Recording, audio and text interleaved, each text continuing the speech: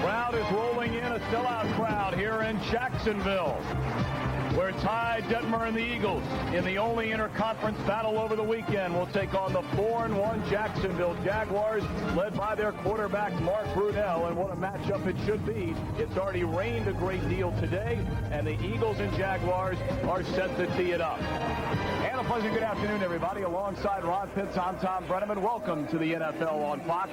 You know, the Eagles looked terrific last weekend, Ronnie, when they thrashed the Redskins, and they feel like offensively they need to get off to another great start today. Yeah, getting off to a good start involves one guy, Ricky Watters.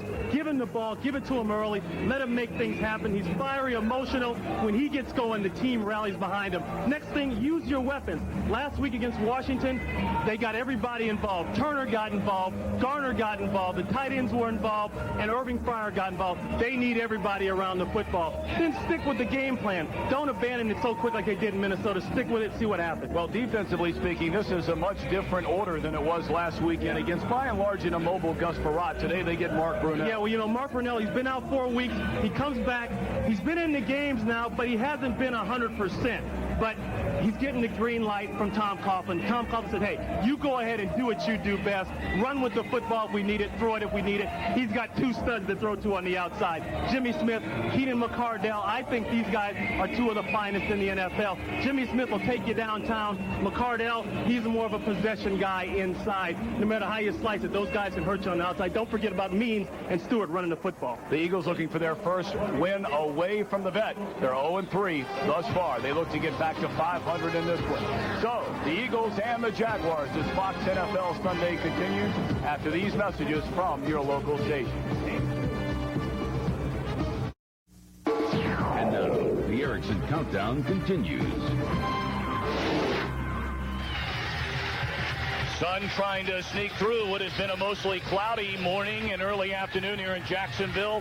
Sold-out crowd at Alltel Stadium. Ray Rhodes, in his third season, has led the Eagles to the playoffs in each of his first 2 years.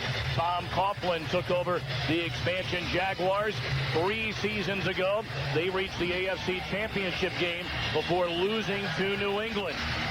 Jaguars at 4-1, Philadelphia at 2-3.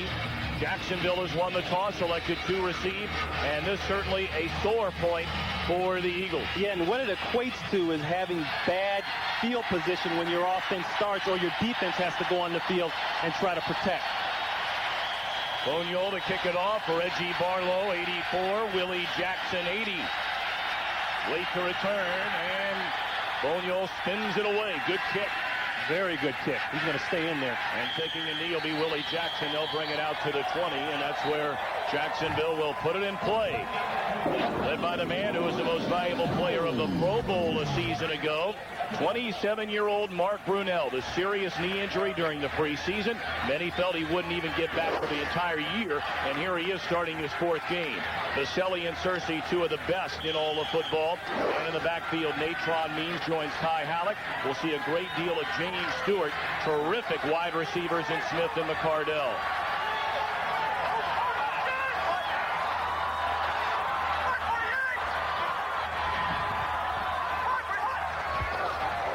Brunell comes out throwing. Good protection. Guns it over the middle, and the catch is made by McCardell. First down yardage to the 33-yard line. Defensively for Philadelphia, Mamula and Harris the ends, Hall and Thomas the tackles. William Thomas, a 2-time Pro Bowler. They're hoping for more production from Darren Smith. He's been bothered with a bad ankle. Taylor and Vincent, the corners. Dawkins and Michael Zordich, who celebrates his 34th birthday today, the safety. Blade fake one way. Brunell rolls the other, drops it off to Halleck. And another big gain close to midfield. The first thing you think about when you talk about the Jacksonville Jaguars quarterback Mark Brunell. He's been out with that injury. He's been back for 4 games, but you know what? He hasn't been 100%. Now, you think about him, and he can kill you running the football. You know that. but he's also got some people to throw to. Right off the bat, we talked about Keenan McCardell being the possession guy that like to use him in the middle of the field. We saw that. And then with the bootleg, and he's always got that run off of that bootleg we just saw to Ty Hallett. McCardell in motion after a gain of 14. First give to Natron Means, and he's in Philadelphia territory down to the 44. A gain of 6. Tell you, it's easy to run and it's easy to pass when you got a guy like right here, number 71, Tony Baselli. First-round pick for the Jaguars last year. He's a guy who is maybe the best left tackle in the NFL. And as long as they can get in front of people, and they've got a huge offensive line, they can move people. Largest in the history of the NFL. Yeah. James Stewart touches the football for the first time, and depending on the spot, appears to have enough for a first down, and he does. Tripped up by Hollis Thomas after a gain of 5. First down, Jacksonville. And we talk again about that offensive line. Baselli, actually, they're 3 years. But you talk about the average weight. I mean, that is the heaviest offensive line in NFL history. And they are solid at the 2 tackles. Leon Searcy coming down from Pittsburgh.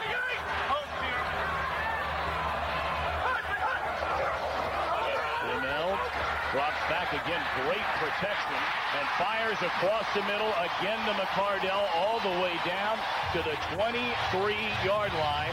A gain of 17. Vincent and Dawkins on the tackle. Yeah, we talk about the 2 guys on the outside, and when they have the run game, as we look at Ray Rhodes there, they can do a lot, but it all starts with the protection.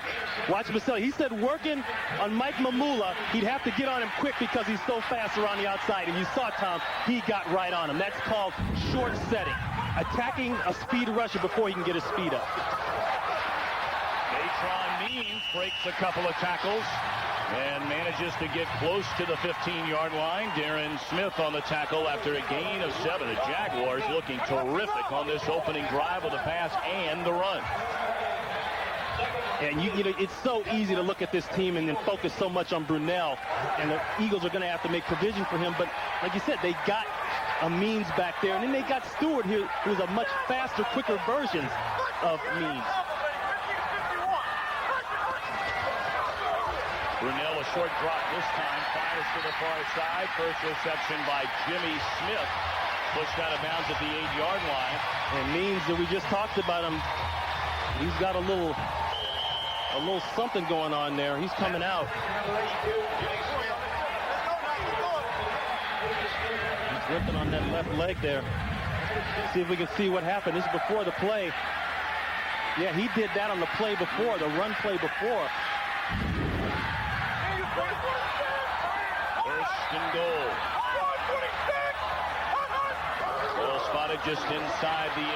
Stewart close to the goal line. Touchdown, Jacksonville.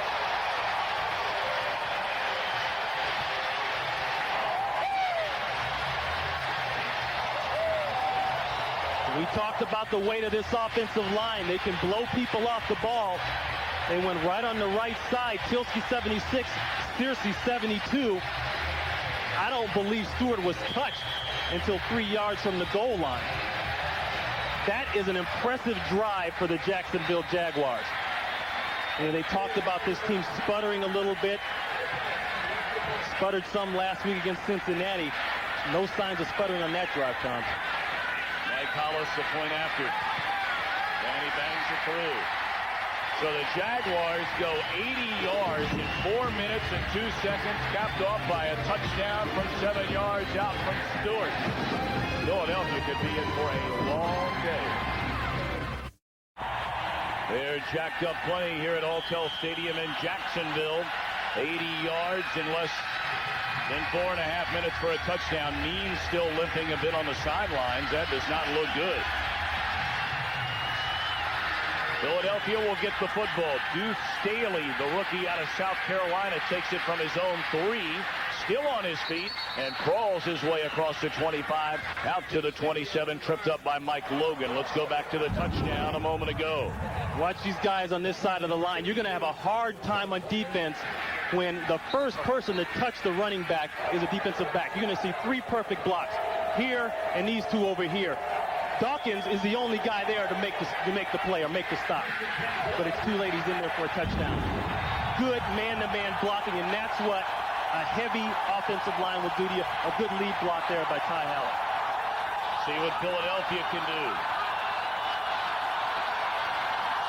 Irving Fryer in motion, and a near disaster on the exchange from Detmer to Waters, who carries out to the 29-yard line. The pressure initially made by Don Davey. Philadelphia, the second-ranked offense in the NFL, led by 29-year-old San Antonio native Ty Detmer. Mayberry and Brooks, the tackles. Panos and Beckles, the guards. Everett, the free agent from Baltimore. Waters and Turner will see a great deal of Garner. Fryer and Timpson starts in place of Chris T. Jones, although he is available to play.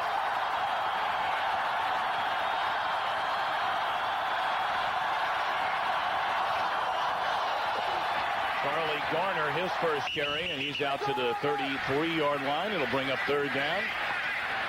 A little extra pushing and shoving going on. Jacksonville defensively. Simmons and Lageman join Davey and Pritchett up front. The linebackers, Kevin Hardy, the second overall pick in last year's draft. Robinson and Schwartz also there. Dave Thomas moves from right corner to left corner in place of Aaron Beasley. Deion Figures gets the start. And the safeties Hudson and Davis on this 3rd and 3.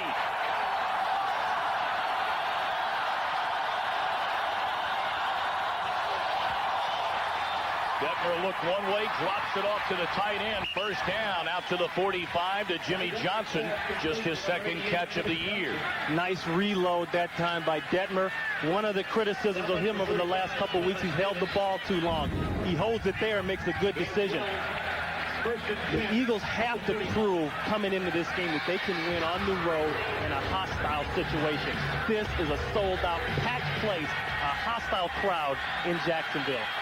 They're even more hostile because their Florida Gators lost last night. Well, they're downright nasty mood here this morning. Detmer throws, and it's batted down. Nice play made by Dave Thomas. He had an eye on Irving Fryer. Great play by Dave Thomas. Dave Thomas now is playing on the other side of the field. They had an injury. Aaron Beasley went out. They've had to move down Deion Figures, and they switched corners. But one thing you'll notice about Thomas, he's a big cornerback. 6'4", 216 pounds. He's a guy brought there in the expansion draft from Dallas in '95. 4 receivers set, and they run the draw to Waters. That didn't fool anybody. He may be picked up 2. It'll bring up another third down for Philadelphia. 3rd and 9. They say it's 1-yard gain. Let me ask you, Ronnie, you used to play quarterback in the NFL. How hard is it to move from one side to the other? It's very hard. Your technique is all messed up. You know, you're used to looking at things maybe from inside out, left to right. Now you switch around right to left. But a guy like Dave Thomas, I think they do a good job of not putting him in position where that technique difference can hurt him. You know, they want him to be physical.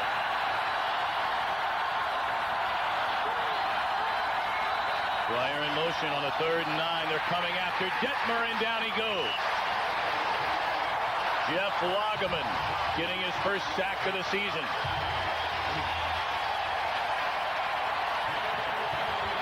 Jeff Lageman playing that defensive end position. He's coming from right out here. He's going to try to beat Barrett Brooks around the corner. 23 on the clock. And you see Brooks never gets a hand on it. Well, he did get a hand on it, but it didn't do much.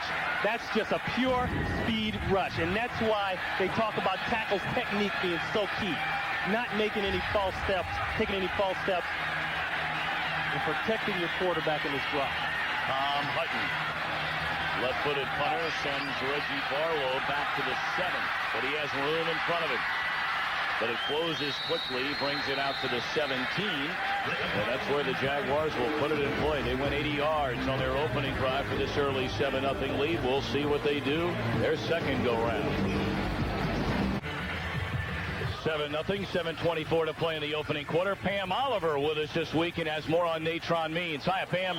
Well, Tom, as you saw, Natron Mean was hobbling horribly. He was taken off of the field onto a cart. We believe he's getting x-rays. The diagnosis is a left ankle strain. His return is questionable. Back to you. All right, Pam, terrific work. And we'll be checking back in with her throughout the afternoon. First down for the Jaguars on their second possession of the game, and they give it to Stewart, replacing Means in a big hole off the left side, and he's all the way out to the 34-yard line. Yeah, and now with Means out, we talked about Stewart being a faster, quicker version of Natron Means, and this is what we mean. No pun intended. But he can get down the field. He's a breakaway type of guy, whereas Means will just try to run you over. Coughlin has to feel very confident about the fact that Means goes out. He's still got another horse to bring in that can be effective on the ground. Stewart, a #1 draft pick in '95 out of Tennessee. Short drop, Brunell. A bullet into the arms of Jimmy Smith. And he is slammed at the 46-yard line by Brian Dawkins, a second-year safety out of Clemson. And some extra pushing and shoving going on. Dave Wydell along with Dawkins. Dawkins made the hit, a great hit, but, you know, it's after the fact. The chains move as we look at Dave Wydell there, who has been known to have a little extracurricular activity now and then. First down. But people talk about what the quarterback is and what he means. It's all set up by the run. This is just a quick slant, and it's all timing. That ball's got to come in there fast. The coverage isn't all that bad by Taylor. He's close, but the timing of the route is very good. And now Jimmy just gets jacked up. And I tell you, that's close. And whether or not that ball came out early. Oh, that's a fumble. That's very close. Unquestionably, that appeared to be a fumble. Dawkins stood up Jimmy Smith, and the ball came loose shortly after contact. They ruled forward progress, but I want to see when that ball came out.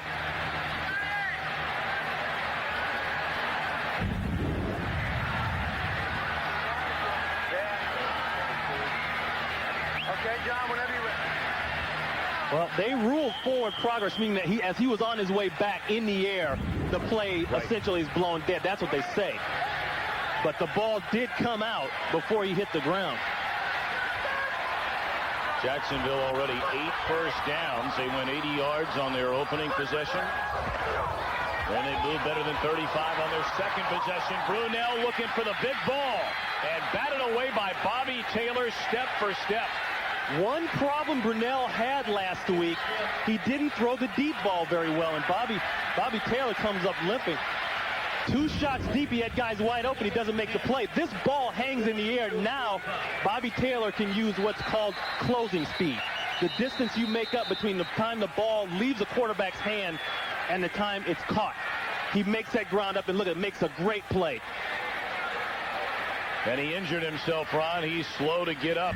In fact, the Philadelphia Eagles medical staff coming out to take a look at Taylor. Well, the worst part about that may not be what happened in the secondary. I mean, Bobby Taylor has been criticized a little bit about his play back there, but he leads the team in sacks with 2 sacks. They're losing their best sack man right now.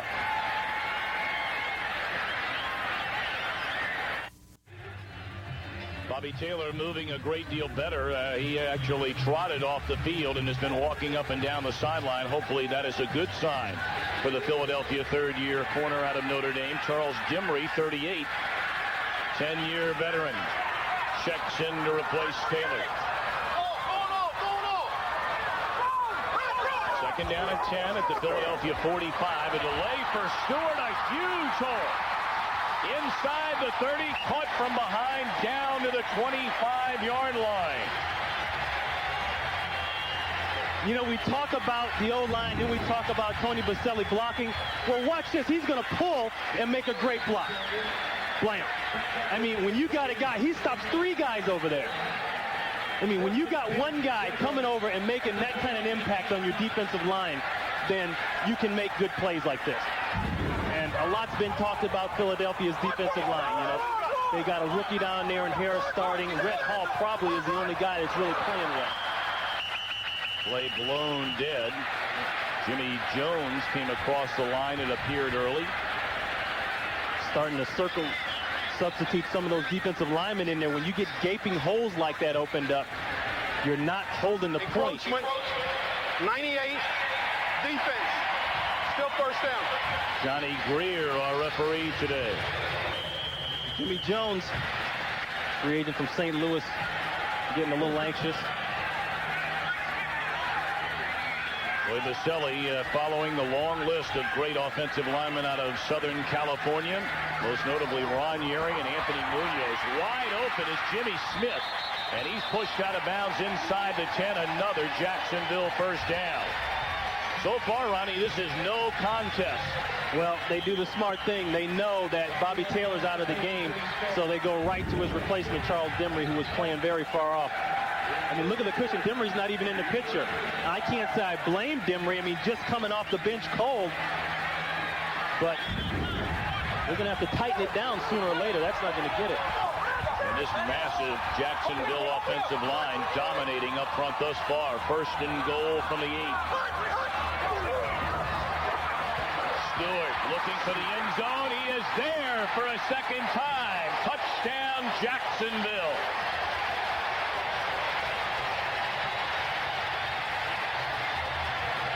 Hey, there's no nice way to put it. The Eagles are just getting blown out up front. Watch what happens to these 3 defensive linemen here. It's just man-to-man blocking. The linebacker can't get around the outside. I mean, nobody is touching the running backs until they get into the secondary. Well, you see Dave Wydell, the center. He was blocking Willis 6 yards off the line of scrimmage. I don't know what Stewart's numbers are right now, but they got to be huge. 5 rushes, 56 yards. 11-2 a crack. And already 2 touchdowns. He's trying to buy a ticket to Hawaii already.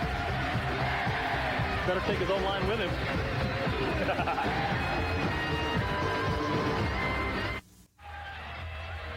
Well, we have played 11 minutes, and thus far, a game thoroughly dominated by the Jacksonville Jaguars, already a 14-0 lead. And it's a classic example of what's been wrong with the Eagles in the past here, not being able to go away from home, a tough environment, a loud environment, and get things going. But now, this is what we talk about, Tom. How long will they stick with the game plan? How long will they try to stick with the run and Waters and Garner? Deuce Staley from the 5, and he can't even get it back to the 20.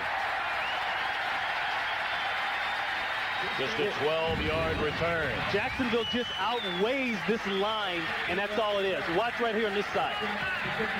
I mean, there's a body on a body, a hat on a hat. And when your linebackers are getting blocked by offensive linemen, you've got no chance to stop the run. That's why they design schemes to keep linebackers running free. But as soon as offensive linemen get out on your backers, that means you've got problems up front in your front 4. They're not holding at the point.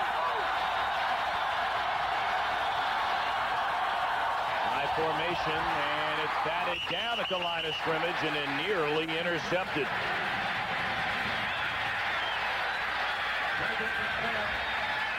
Tony Bracken's got a hand on the ball. As you look at Bobby Taylor, the word is he has a hyperextended right knee, and his return is questionable at this point as he leaves off the cart. Well, and the kind of firepower that Jacksonville has in the perimeters, you cannot afford to lose your starting cornerback.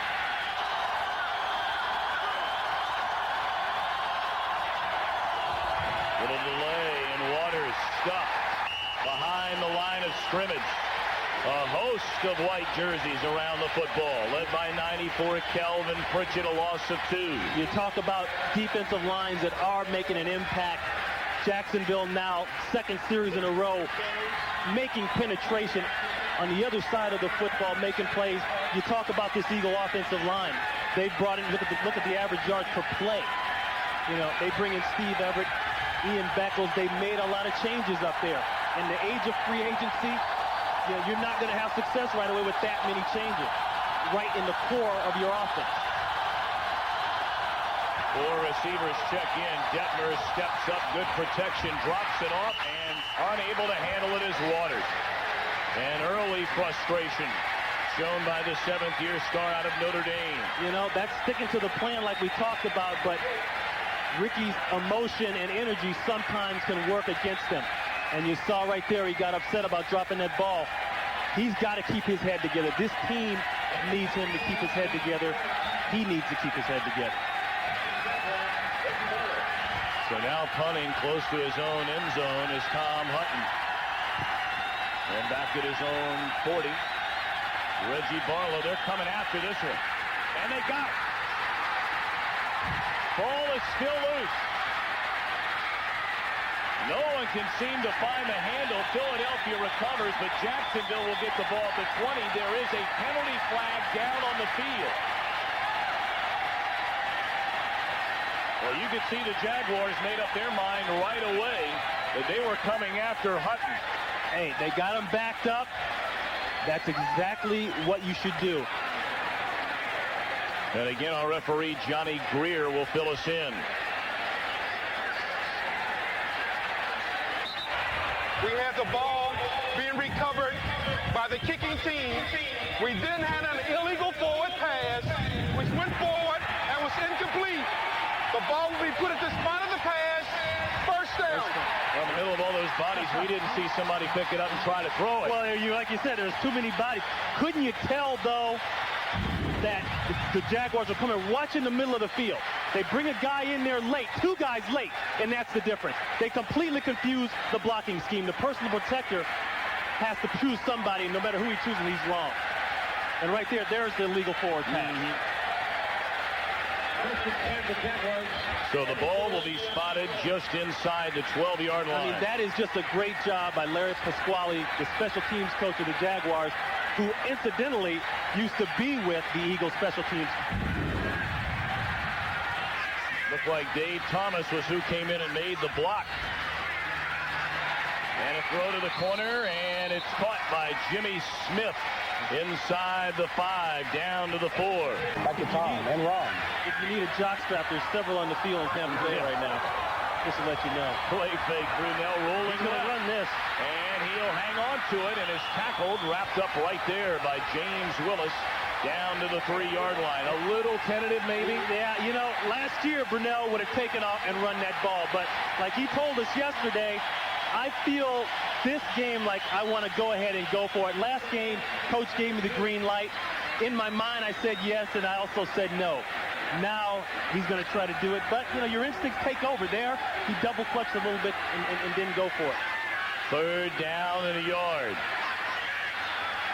3 tight ends check in for the Jaguars. Stewart gunning for his 3rd touchdown. He's very close and he's in.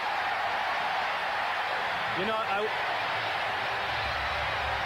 I wish I could draw up some elaborate scheme that the Jaguars are using to block the Eagles defensive line, but there's no scheme, there's no trick.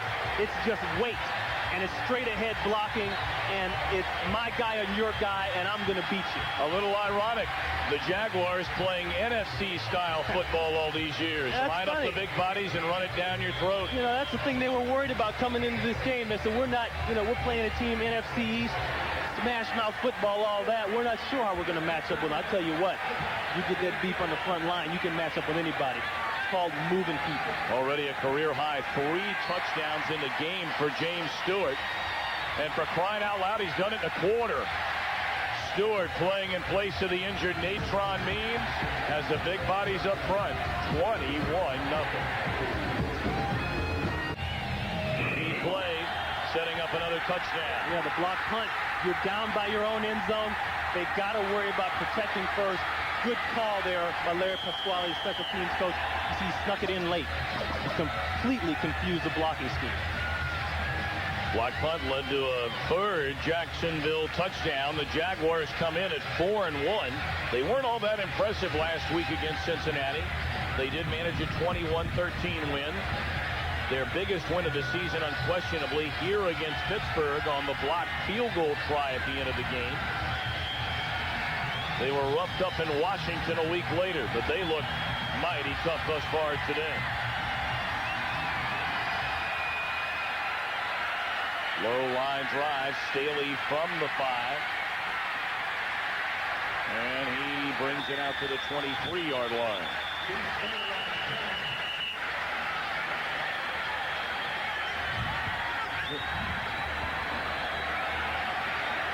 So you talk about using what you have, taking the ball and going downfield. I mean, here they start on their own side of the field, but on that one, of course, with the block punt, if you're talking about some serious strides, 80, 82, none of that is any good news for Philadelphia's defense. Come out in the I formation. Turner and Waters in the backfield, and they give it to Ricky Waters, and his best run of the afternoon out to the 28-yard line. The Eagles rushed for 203 yards against Washington last week on 50 carries. The most not only this season in the NFL, but the Eagles registered the most they've had in a game in almost 11 years. But you see there, like Ray Rhodes told us, they're sticking to the plan. First down, I mean, you're down 21-0. It's getting to that danger line where you got to get out of your game plan, but they're sticking with it. They're running Ricky Waters, keep the ball on the ground. They'll do it again on the 2nd and 5, and Waters stood up at the line of scrimmage.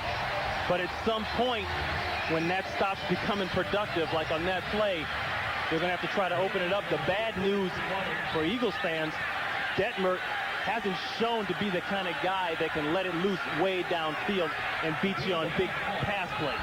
He's a short game, middle of the field control passing type quarterback.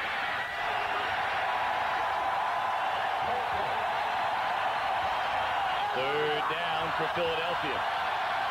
And a long three as Detmer drops back, flushed out of the pocket, looking down the field. He'll keep it himself, and he'll pick up a first down out to the 35. Nice decision there by Ty Detmer. He wanted to roll out and go to the two tight ends, but there was absolutely nothing. He made a good decision, knew where the first down was. And then the pressure is key. Here's Turner. Now he wants to try to get it to him. Thomas, he holds back with him, but at that time, by the time he was open, I think Detmer decided to pull it down and go for it. He got open late. Well, the first 15 minutes, no contest. They stand and cheer their Jaguars here in Jacksonville. 21-0. We'll be back with the second quarter in a moment.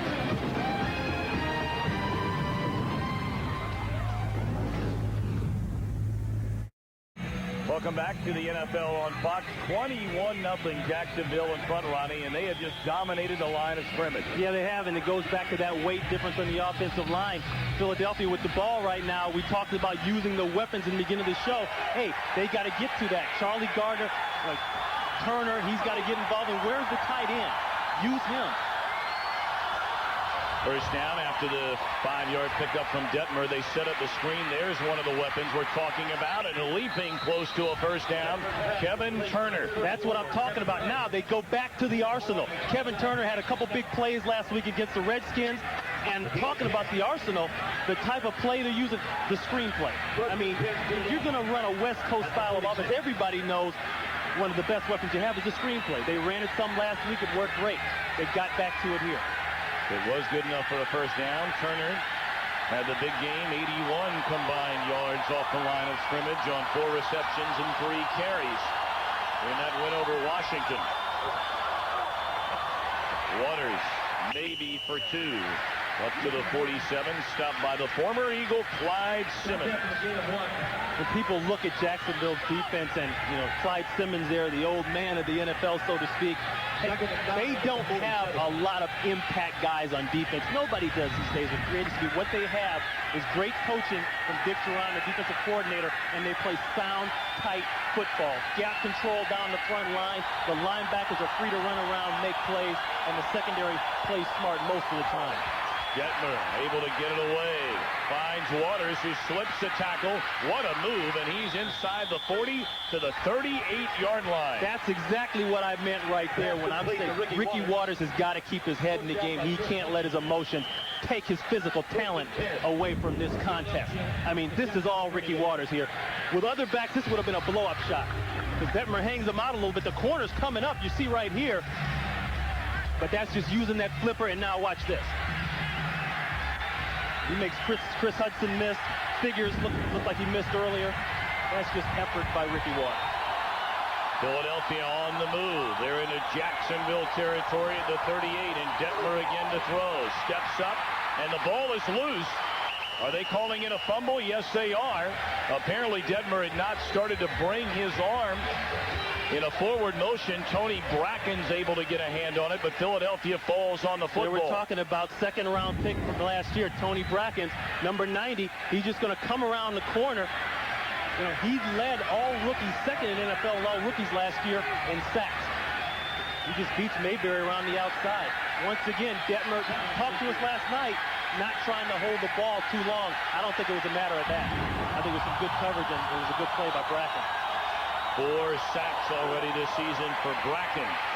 Waters, wow, what a move, a couple of moves, stepping over would-be tacklers inside the 40, stepped right over Tony Bracken's, and that's hard to do.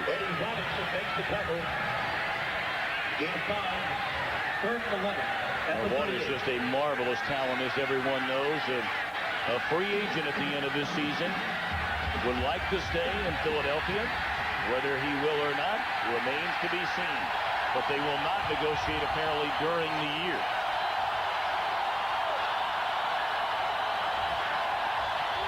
Third down, Detmer steps up, throws, and he was looking for Irving Fryer. But the pass was off the line, and Detmer gets off the turf. They'll have to punt. Or, at the 38, do you think about going? Well, you know, I think Ray Rhodes thought about it there for a second, because I saw Ty Detmer looked over. You know, you're down 21, and no parts of that good. But the Eagles, number 4, I don't know. That's a tough one, Tommy. You're right. That's a tough one. I'm not so sure I don't go for that. Well, I want to second guess.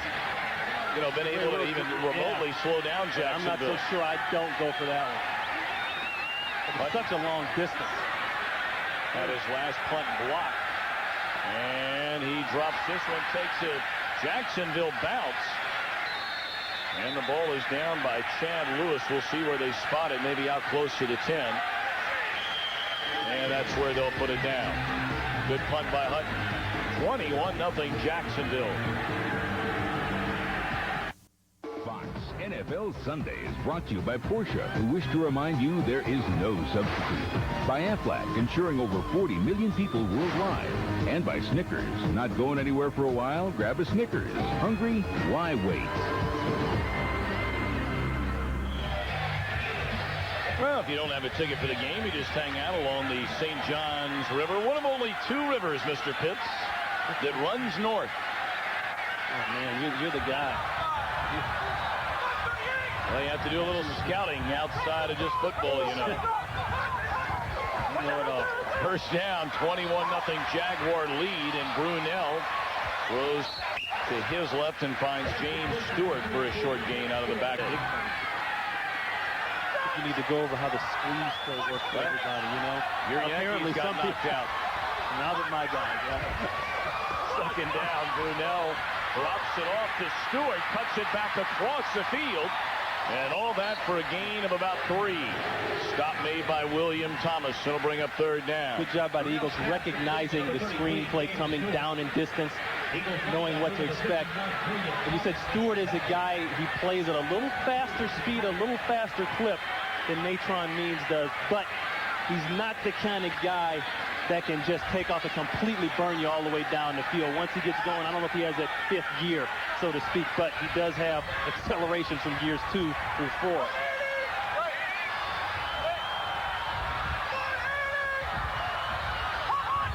Third down and 3, and Brunell out of the shotgun. And was it caught? No, incomplete pass. That could have been a big break for the Philadelphia defense. Huge break.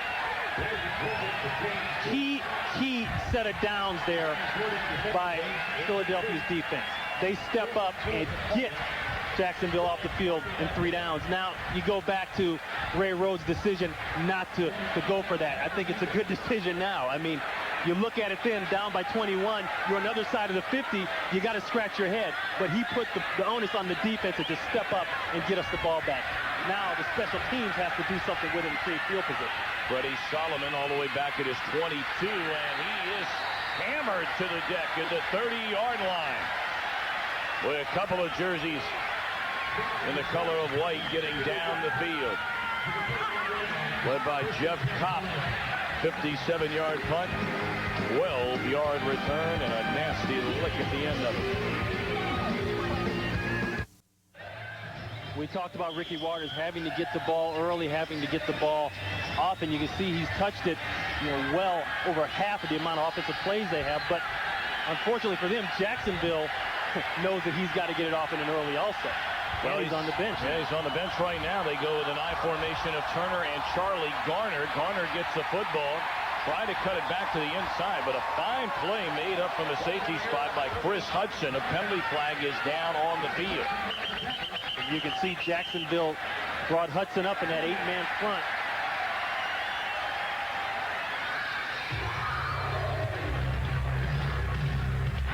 Holding, 34, offense, still first down. That's Kevin Turner there, fullback. He's wondering, what are you talking about?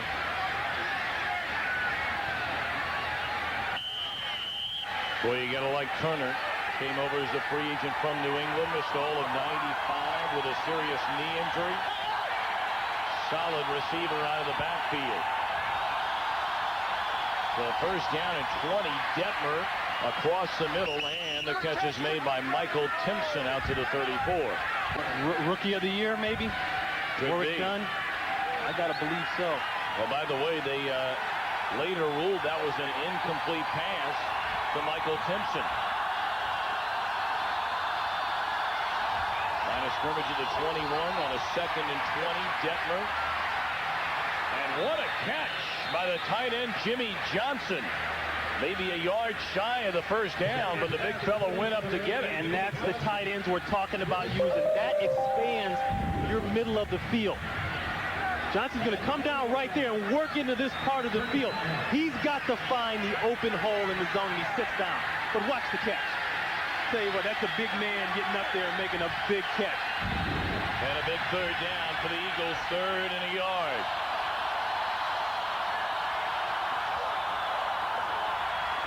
And they have the first down as Charlie Garner breaks it out to the 45. I'll tell you a guy that's fun to watch, Kevin Turner, 34, the fullback. You know, you always want a fullback who knows his role, who's not going to complain about not getting the ball and all that kind of stuff. Well, not only does he do a job when he gets the ball, but he can lead through the hole and make some good one-on-one blocks like he did there.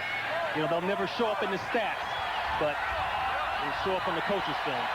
He had the big game last week against Washington when the Eagles dominated the Redskins. But they've been dominated today, 21-0. Detmer checked off there. Blitz.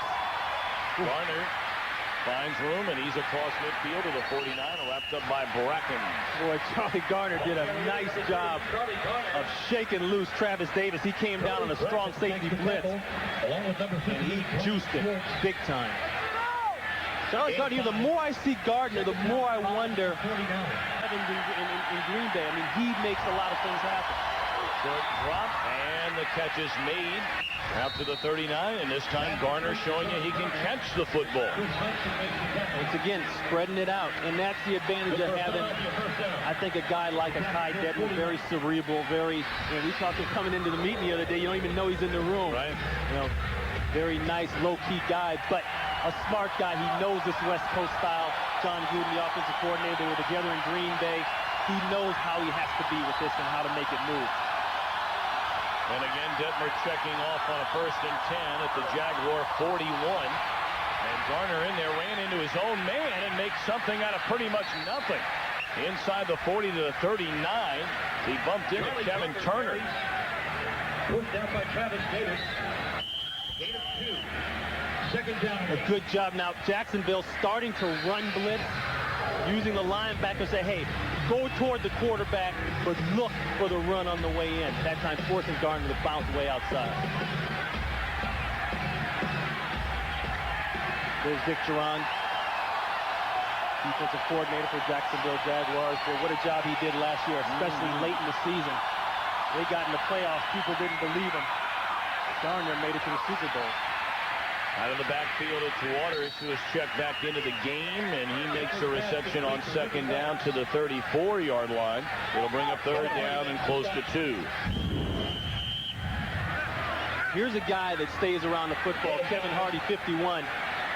He is going to be assigned to lock down Ricky Waters on the perimeter when it comes time to pass. One thing he said, I don't mind going back in the pass game. That I like to get some interceptions. I don't know what's with these outside linemen. They all want interceptions. William Thomas said the same thing last night. I want interception. It's like sacking isn't a thing anymore.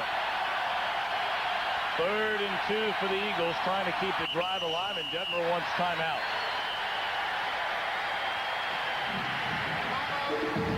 So we'll take a break. 5:59 to play until halftime, and the Eagles need a touchdown. Ray Rhodes and the Eagles trailing 21-0. Just under 6 minutes to play until halftime. Who are the only players left in our Aflac trivia question? On the Jacksonville Jaguars from the 1995 expansion draft. That's going to be a tough one. Big 3rd down for Philadelphia. At the Jaguar 34, 3rd and 2. Detmer makes a completion good enough for a first down to the 29. He finds Irving Fryer for the first time today. Boy, Irving Fryer took a shot. Talked to him last night. He said with his old age, he's learned to come across the middle in traffic a lot more under control. But he says, don't be fooled.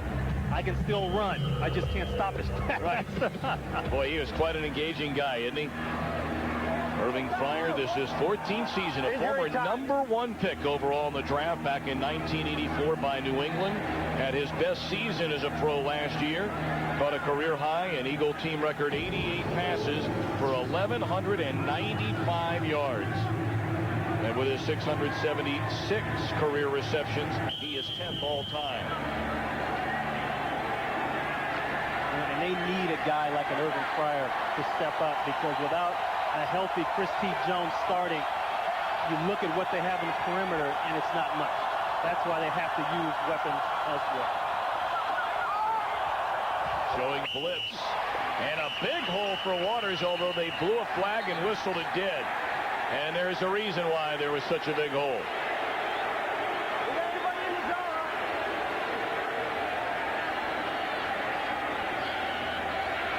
Ball start prior to snap.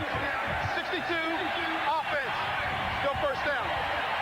That's Big Ian Beckles, free agent from Tampa Bay, brought here in the offseason. He battled out with Mike Zandowski for that starting left guard position. But once again, Tom, that's another guy coming in new along with Steve Everett at center. You know, they paid a lot of money for Beckles, Everett, and Zandowski, who's not even starting. And Beckles missed most of the preseason with a foot injury. So they back him up. 1st and 15.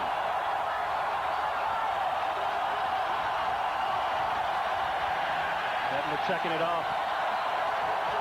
3-step drop, flag down, reception made by Fryer. He'll go to the end zone, but will it stand? Boy, they may bring this one back. You see Detmer, oh, it's going to stand. That's why you never stop playing the play. Irving Fryer, a veteran. Defense lined up in the neutral zone.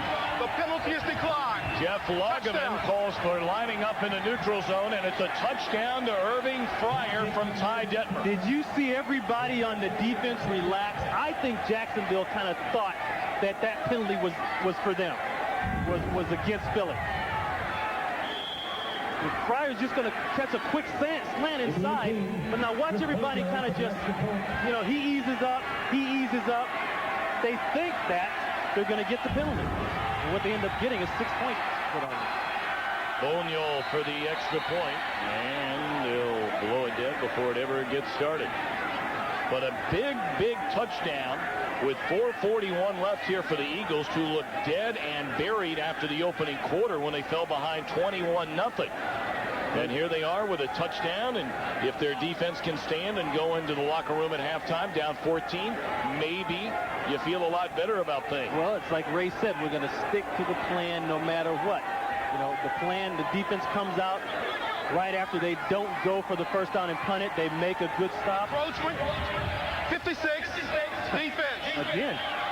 The ball will be placed on the 1-yard line. You know, at what point does the Eagles start thinking about going for 2 here? And the ball's on the 1 and pretty short try, but I don't know. They guess they're just going to go for 1. Take the easy ones while you can get them. And Boniol right down the middle. Perfect 10 for 10 for him this season. So Irving Fryer, they call him the Reverend, in for the touchdown, his second of the year. NFL Sunday is brought to you by Mazda. Come see what happens when a car company has more engineers and fewer accountants. Mazda. The Eagles have found a ray of sunshine. They trailed 21-0, but then a touchdown pass to Irving Fryer from Ty Detmer has gotten the Eagles on the board. The Eagles had to answer quickly before the half, and they did. Detmer keeps his head. John Gruden, offensive coordinator, keeps his head, and they run the game plan. But it's tough when you spot somebody 21 points to stick with that game plan. Reggie Barlow from the 2. And he's out to the 22-yard line. Pushed out of bounds by Michael Zordich. A penalty flag is down on the field.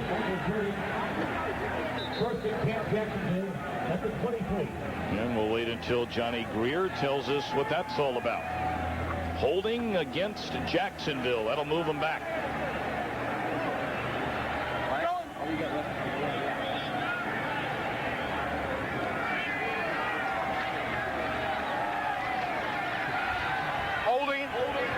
On the receiving team, number 28, doing the run back. First down. Let's go back to the touchdown here. Dave Thomas, man-to-man, working on Fryer. Watch Dave Thomas's right foot. You think Irving Fryer's old? Bam. Right there, you are done as a cornerback because now he's reaching. And if we let it run, he never gets position out of the hole. Irving Fryer beat him out of the hole man-to-man. Dave Thomas is a big guy. It's tough to play when you're that big inside the slot. Jacksonville from its own 13. James Stewart getting the front of the load today after the early ankle injury to Natron Means. Well, we're giving you some time to think about our Aflac trivia question. The only players left on this Jacksonville squad from a 95 expansion draft. Who are they? Well, there you have it. You have to be a hardcore fan to know that. And these two guys here.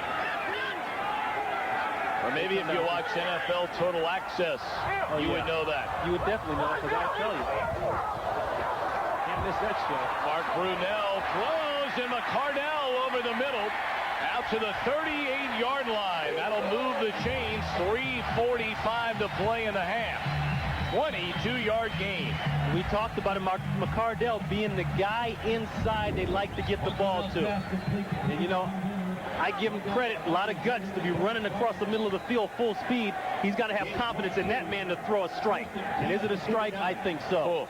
I think so. He's got a gun. You talk about what Brunell does running the football. Well, I'm watching this guy throw strikes 20, 25 yards down the field.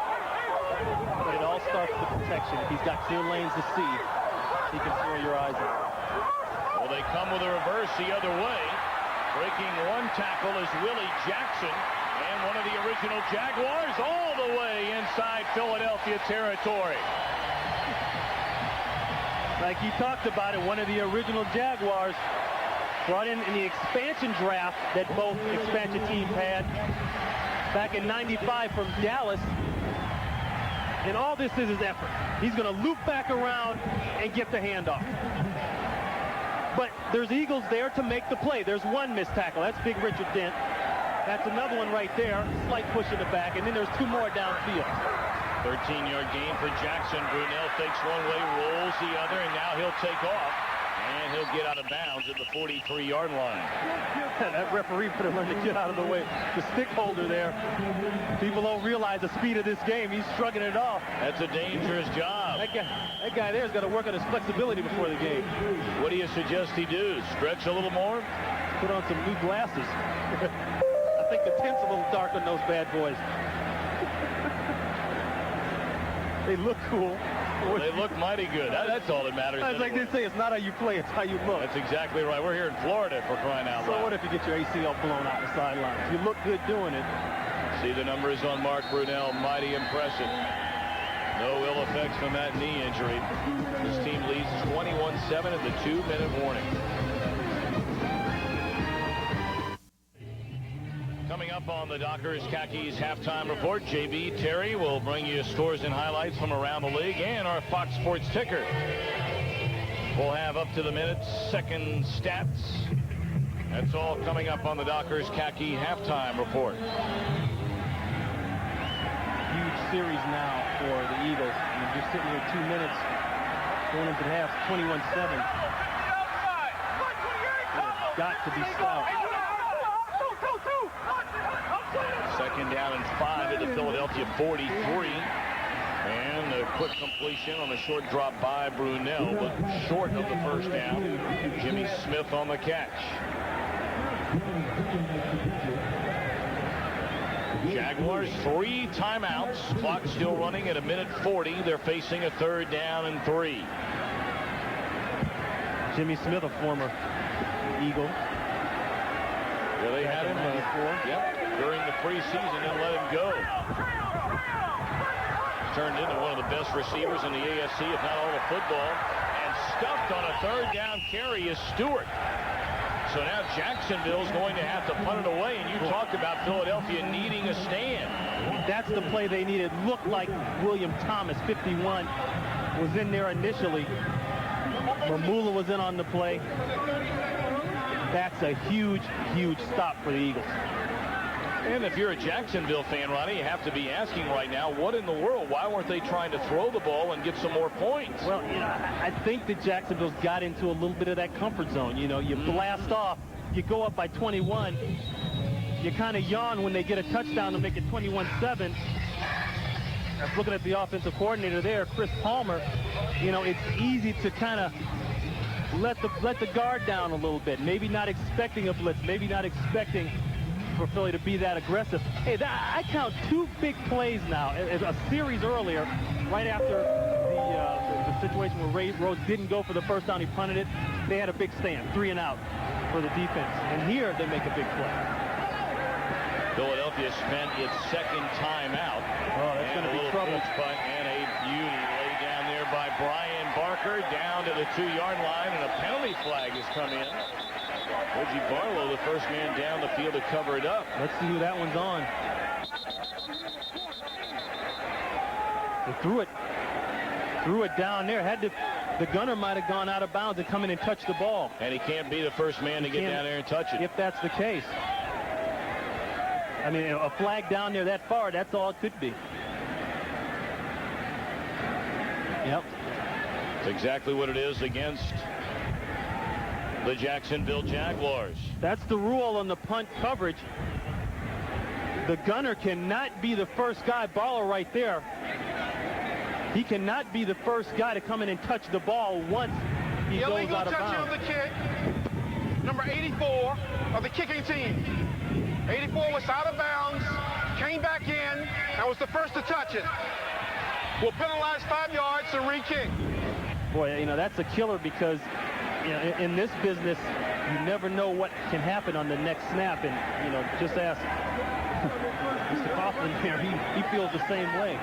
They had a great stop. They put the offense in the hole. Now they got to kick it again farther back. And why not come after the punter here if you're Philadelphia? Looks like they are. And they are, and they're not going to get there. Barker able to get it away. And he puts it out of bounds. We'll see where they spot it.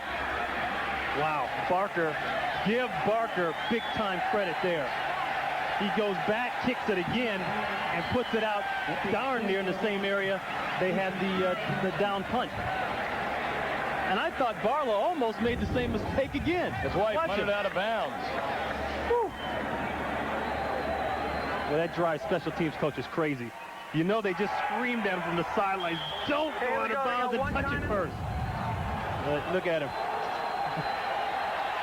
Well, the Eagles have 59 seconds. They're at their own 6-yard line. 1 timeout left. And they're just going to run out the clock. Big hole for Ricky Waters. He's out to the 20-yard line, crossing the 21. 50 seconds. The clock continues to run as Detmer now hurries him up to the line. They still have a timeout. When you rip off a big run like that, it may change John Gruden's thinking a little bit. Gain of 14, 38 seconds left. They drop it off to Turner out of the backfield. He has another Philadelphia first down to the 33, and the Eagles will spend their final timeout of the half with 31 seconds remaining. Oh, I got a 1-month-old at home who spits up on me constantly. I could be on that show for a lot of different reasons, especially when it comes diaper changing time. Now, how could you say that about young Lee Elijah? Hey, and You haven't had to change what I've had to change. Hey, speaking of Elijah, I'd like to send our thoughts and prayers, our best for a speedy recovery to your father, Elijah Pitts. Understand he's doing all right. He's doing good. You know, he's talking trash again, so that's a good sign. Good man, good man. Ty Detmer throws, and it's batted into the air and almost intercepted. Eddie Robinson got a hand on it. Yeah, it was nice step by Eddie Robinson, and that's about the borderline of Detmer's range for arm strength and getting that ball down. If you're going to throw that ball, you got to have great zip on it, and it should have been intercepted. And that ball goes right through Robinson's hands. 25 seconds left until halftime. Philadelphia out of timeouts.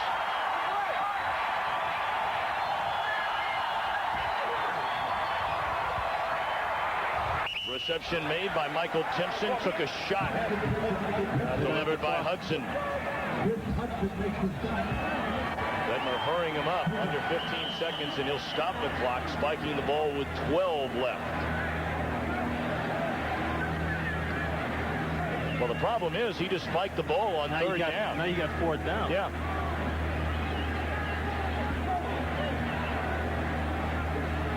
I'm not sure the Eagles realize what the situation is. I don't know if you realize that, but you know, now you're sitting in a situation, 12 seconds of no timeout. You got to move the chains. Here comes. Well, the punt team, they're going to come out. Yeah. They're not going to take a chance. They're not going to take a chance on that. I'm not so sure that they realize what the down distance situation is. Well, the play clock expires. Clock still has 12 seconds left, and they'll back them up 5 yards, and then Philadelphia will have to punt. You come into this game, you look at both teams on the stat sheet, and it's reversed. I mean, you look at Jacksonville. Offense, still fourth down. You look at Jacksonville, and on paper, you know, their numbers aren't very good, but yet they come in here with only one loss. So you look at Philadelphia, their numbers are better offensively, second in the league on offense. But boy, the win-loss doesn't show it. Well, they're going to force the Eagles to punt. They blocked one earlier, and they're coming after another one. And just barely able to get it away is Thom Hunt. And this is returnable for Barlow, and he's out to the 37. Clock stopping with 2 seconds until halftime. Boy, Hutton lucky to get that one away. Well, Joe Wessel, Eagles special teams coach, he did a nice job of shoring his guys up inside. Key block here, but inside, whoa. I thought that was close to roughing the kicker, but they consider it a block in there. There's Wessel right there. You want to talk about a nightmare? You hear that double thud? That's what you work on all training camp long. That's the first team out at 7 in the morning in training camp every day to prevent that double thud from happening. Well, Brunell maybe going to take one more Hail Mary stand. He took a shot. Yes, he did. Brunell took a big-time hit. And the ball batted, and nearly making the catch was Reggie Barlow at the 2-yard line. And Brunell apparently is okay after taking that big hit. Jacksonville 21-7. JB and Terry will be along with the Dockers Khakis halftime after these messages from your local Fox station. Jacksonville a 21-7 halftime lead, and our halftime highlight is brought to you by 1-800-COLLECT. And here we're talking about the block punt, and that's been the difference, you know, in this game. I mean, the Eagles come out and they spot them 21 points, but then this was huge. It led to points for Jacksonville. And obviously, you talked about it early, the size differential that Jacksonville had in its favor along the offensive line, and they dominated the opening 15 minutes. Right across the board, it's like a 490-pound difference, like 49 pounds per man difference from the offensive line of Jacksonville to the defensive line of Philadelphia. I mean, you can't overcome that. You can see it. They're not doing anything fancy. They're just blowing them off the ball. And that's what we're talking about right there. No sacks, the 3 rushing touchdowns, all by James Stewart, a career high, and 93 yards rushing. Stewart took over for Means, who was injured with the ankle early. And what's interesting, these guys, the Eagles, play against big offensive linemen all the time in the NFC East division. It's not like it's something new for them. They see it a lot. But Jacksonville just doing a good job of moving them up front. And let's take a look at James Stewart early on. Yeah, James Stewart, we talked about, he's a little bit faster geared than Natron Means, and he shows it. Right there, nobody touches him until he's about in the end zone.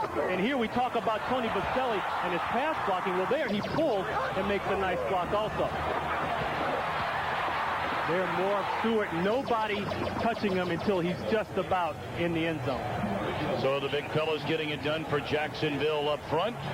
And we'll look ahead to the second half, where if you're Ray Rhodes and the Philadelphia Eagles, you have to feel good about the fact that you were able to come away with a touchdown there in the waning 5 minutes of the second quarter to trim the lead down to 14.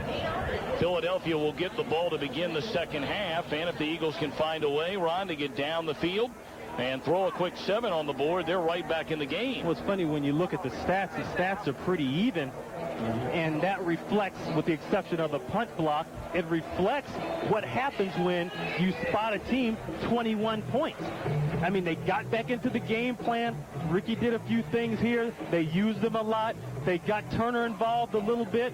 They had a nice play by Urban Fryer on the touchdown.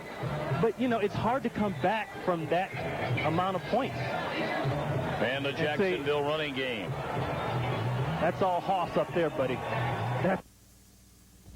This GE 25. Nothing fancy. They're just going straight ahead. And you talk about the Eagles' defensive line. I mean, they've got a rookie starting at one defensive end position. Mamula's an undersized guy at the other defensive end position. Hollis Thomas, second-year guy. He's a youngster in there. Rhett Hall probably playing the best, but they don't have enough around him. And the most disheartening thing for the Eagles is to see their linebackers getting blocked before they even get to the play. When people are getting out on your linebackers and stopping them from running, then you got serious problems. Well, we mentioned the Eagles will get the football to begin the second half. And the wind could become a factor. We had rain early in the morning, the early part of the afternoon. They said there wouldn't be any more rain, and they could be correct there, but there's a lot more wind than we expected.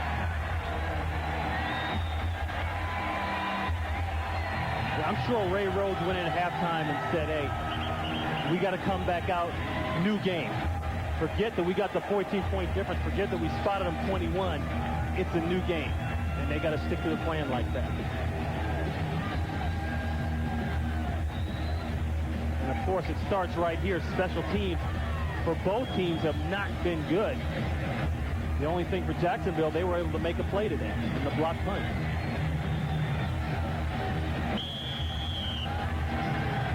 Going to have to put a finger on the football to keep it from blowing off the tee. That's Travis Davis. Well, he got a foot on it, too. Sure did. And staying put right there in the end zone is a rookie, Deuce Staley, so they'll bring it out to the 20-yard line. And already some extra business down there.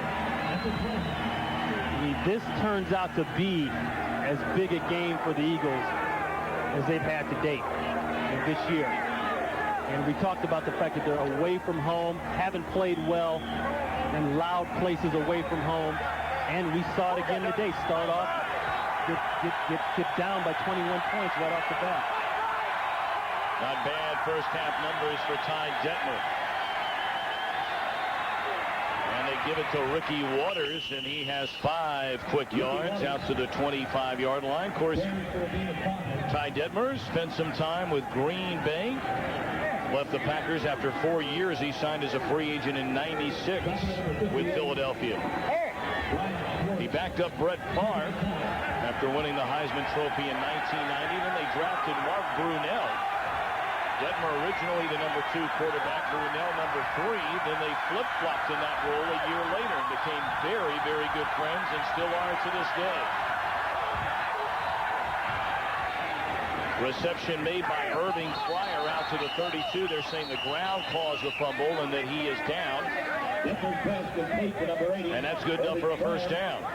In fact, we asked Ty Detmer about his relationship with Mark Brunell. And here they are squaring off today. We didn't really talk too much football. We talked probably more hunting than anything this week. And, you know, Mark and I have a good relationship. You know, came pretty close in Green Bay. And it's fun to play against guys you know, something to talk about in the offseason and who has bragging rights. So, you know, this will be a big game for us. But, you know, we don't play against each other really on the field. So it's a team game. And, you know, but you will have some bragging rights in the offseason. Well, so far, Brunell, the better part of that debate as Deuce Staley gets his first carry of the season and picks up maybe 2. Yeah, but what he didn't tell you there that he told us after the cameras were off, Mark Brunell, a huge practical joker on that team. It wasn't uncommon for somebody to wake up in training camp swimming in ice. They do a lot bucket of ice and ice water going. And you look at Brunell, he's kind of got that look in his eye. To do a lot of hunting and fishing together. Second down and 11 is screen to Waters with blockers in front of him, and Waters breaks it to the sideline all the way down to the 33-yard line. Chris Hudson, a touchdown saving tackle. And that is a gain of 36 yards on a screen to Waters. They had success with it in the first half. They run it again here. They influence the pass. It didn't leak out and get blocks. These guys got to get blocks. Let's see if they do. Waters does a good job of making people miss. But I think Jacksonville totally caught off guard for that play in that situation. Charlie Garner gets the football, and he's close to a first down to the 23-yard line. And again, Hudson tripped him up. Christy Jones and Dave Thomas going at it. I think, you know, they talk about the second guy can't be the guy all the time. I think that Charlie Garner, when he sees Ricky Waters get off, he gets off right after that. I mean, it's almost like, if you look at John Gruden right there, Eagles offensive coordinator, it's almost like he says, okay, you got some, now I want some too. I'm going to show people that I'm good too. Second down and a yard, and smothered behind the line of scrimmage is Charlie Garner by the former Eagle Clyde Simmons. Now, it amazes me every time I see Clyde Simmons make a play for the Jaguars, because this guy has almost been resurrected down here. I mean, he leaves, goes to Arizona, and everybody thought it was going to be a perfect world in Buddy Ryan's defense in the 46, and things never came together. When he left, the people really wrote him off. He was too old, you know, got his weight up too heavy. He has made play after play after play, starting from the playoff game last year in Buffalo. 3rd and 3, Detmer to keep the drive alive, and it's batted down at the line of scrimmage by who else? Tony Brackens. He makes a living doing that. So this drive stalls, Ron, at the 25-yard line. It's now 4th down and 3, and apparently it's field goal time. Yeah, but where they're at right now, they have to get points. Whether it's 6, whether it's 8 on a conversion, whether it's 3, they have to get points. They cannot afford to go down on the drive and not get points. 43-yard field goal attempt by Boniol. His season long is 49. Good snap, good placement, and short. He didn't have enough leg on it.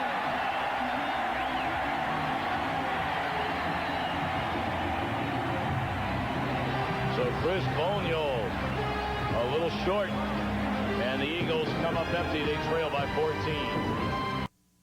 Fox NFL Sunday is brought to you by Toyota. Every day belongs to you. Make it count. Toyota every day.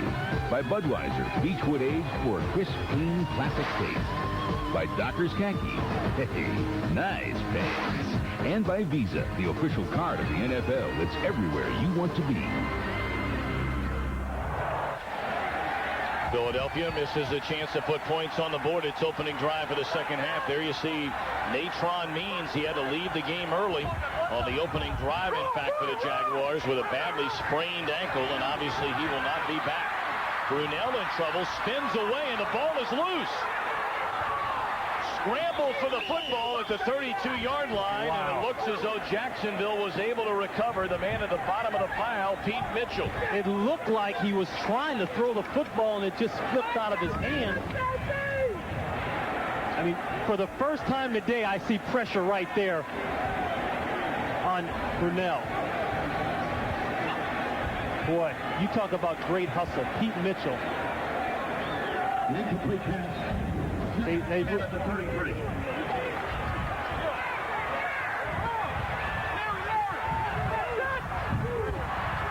Second down and 10. After a near disaster on the first play in the second half of the Jaguars. And Brunell has to eat it. Yeah, and Tom, that was an incomplete pass. Like I thought, his arm going forward, the passing motion.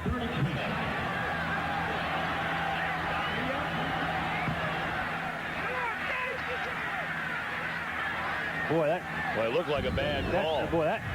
Now right here, let's watch Brunell. If his arm's going forward, whew, now that ball's a fumble. Well, almost an identical play that they called a fumble on Ty Detmer earlier in the game. It slipped out on the way back. And the catch is made out to the 36-yard line by Willie Jackson. A late penalty flag came down on the field. Jackson on a 3rd and 10, well shy of the first down, but again, we'll check on the flag. Boy, and the Eagles' defensive line has resurged. I mean, they are getting pressure now on Brunell. And once again, the defense steps up. If we look at Richard Dent there, and forces the punt. They're still talking about it.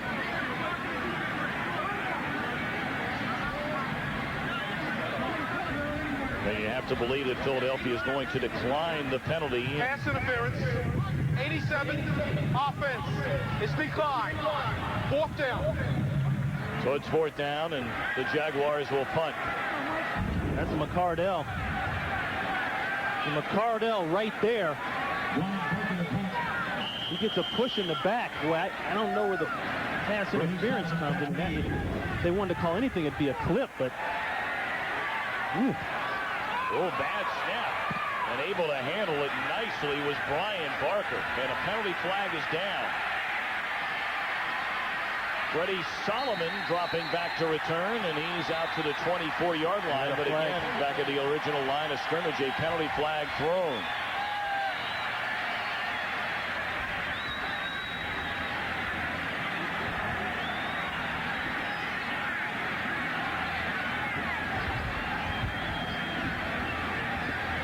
Well, if you're Philadelphia, do you make them punt it again? You don't have the best field position in the world at the 24. They just had a bad snap. So make them do it again on the illegal man. Number 52 of the kicking team, illegally downfield, will penalize 5 yards and re-kick. Watch the L22 there. Watch these now. Nobody can go downfield before the ball is kicked right there. Got a guy leaking early. Right here. Where am I at?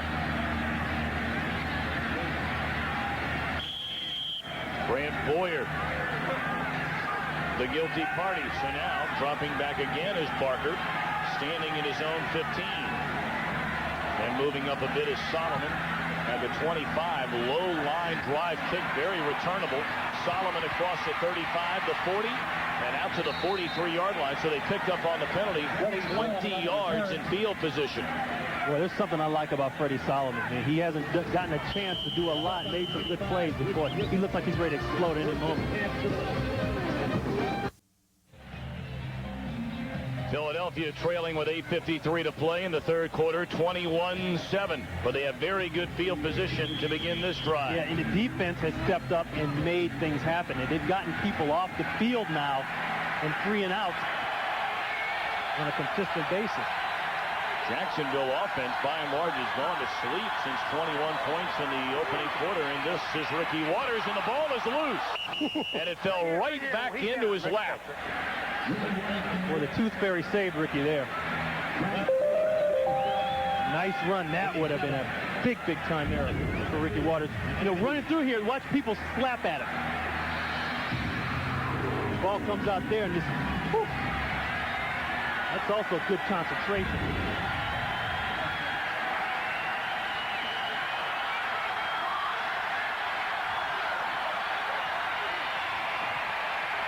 Waters on a 2nd and 3, smothered a couple of yards behind the line of scrimmage by Hudson up from the free safety spot along with Simmons. One thing that Dick Duran, a defensive coordinator for the Jaguars, told me they would do to try to slow down Waters is to bring up that 8-man front. That time, Chris Hudson, the strong safety, free safety, he cheats down. So in essence, what Duran is doing, he's gambling. He's going to give up a zone passing in an effort to get to the running back to stop the play and hope that you don't get bit downfield on a big pass play. 3rd and 6. Detmer steps up, finds Fryer. Good enough for a first down to the 41-yard line. Clyde Simmons laid a lick on Detmer just as he let it fly. I think it's clear coming into this game when they throw that they're going to work the left side of the field. Deion figures he comes down starting for the first time over there, but you know Detmer's got his money man and Irvin Fryer, experienced vet, been in these situations before the big game, taking advantage of a new corner and an old vet. Waters in motion on a 1st and 10. Good protection, and the ball is batted at the line of scrimmage by Don Davey.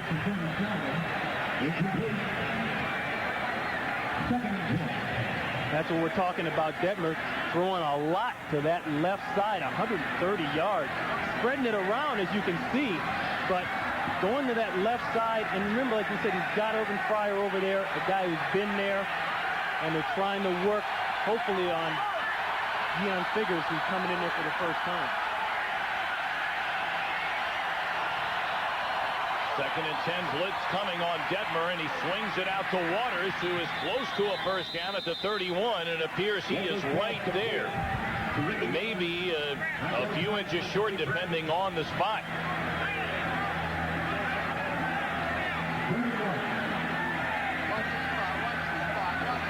And they are saying he is less than a yard shy of the first down, so it'll bring up 3rd and inches. Well, now they're saying on the spot that it's a first down, so they're just moving the chain.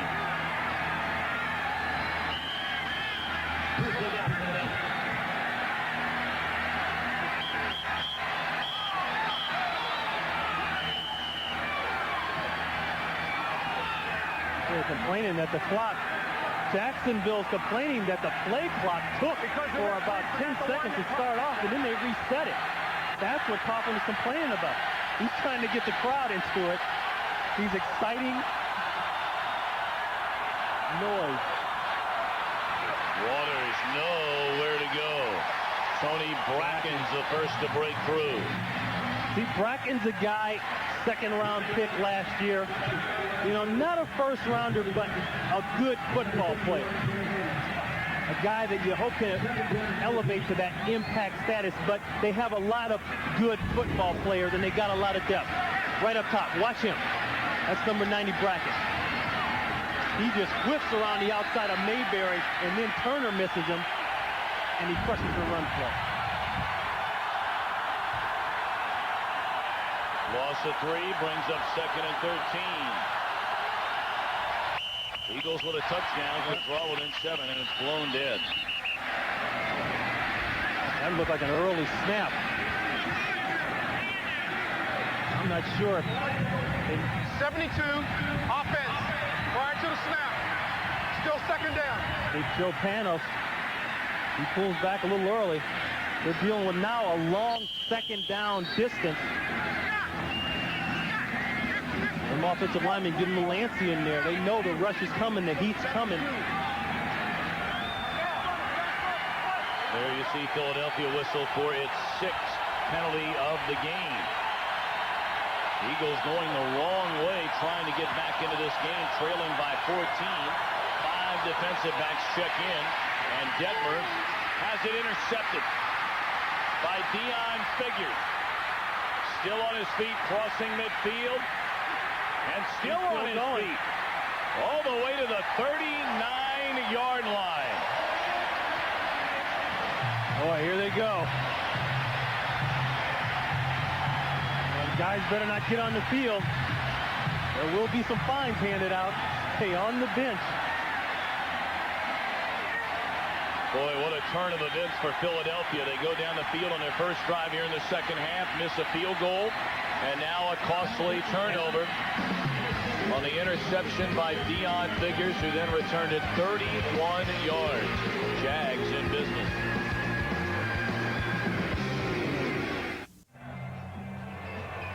I think he's trying to get this ball to the tight end, Lewis, who hooks up in here. Only problem is, watch Lewis. He keeps going, but the ball is well behind. And we talked about trying to pick on Figures, and Figures was on the coverage there. Figures very alertly sees the ball come off of Detmer's hand and makes an interception. Jason Dunn left the game back in the second quarter. No word on him yet. Look at the tight end. And wide open is Mitchell, and it's overthrown by Brunell. It could have been 6, and a penalty flag is down. Personal foul against Philadelphia. Roughing the passer. You know, they gave Brunell a shot right at the end of the half, and Coughlin went nuts over it. No flag was thrown, but they definitely kept an eye on him. Personal foul, roughing the passer, number 50 on the defense. First down. That's James Willis. Now he's rushing right in there. He gets up. What? What? I saw no roughing the passer there. That might have been a mistake from the officials. I didn't see it there. None. That's a huge call that hurts Philadelphia. Automatic first down. They pick up 15. And James Stewart, Boy, Thom, scored 3 touchdowns in the first quarter and has done close to nothing since. And you know, Thom, that ends up being a really big interception now by Detmer, because they're down approaching the red area. 21-7 game. You know, one score, hey, you're sitting good, but boy, it completely turns around. One bad call. Now all of a sudden, Jacksonville's in the red area.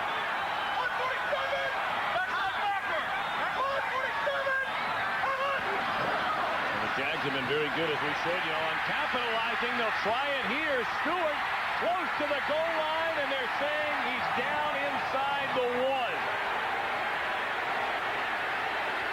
Stewart going for what would have been his 4th touchdown carry of the game. He picks up 21.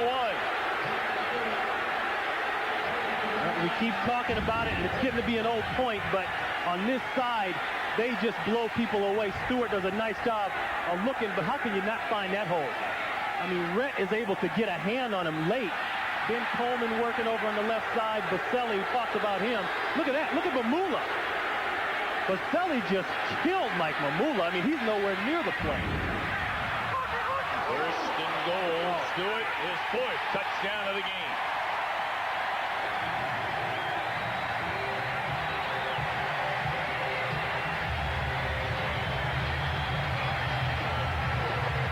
Stewart's getting tired of scoring. Oh, he might have 1 or 2 left in him. I don't know what he hurt there.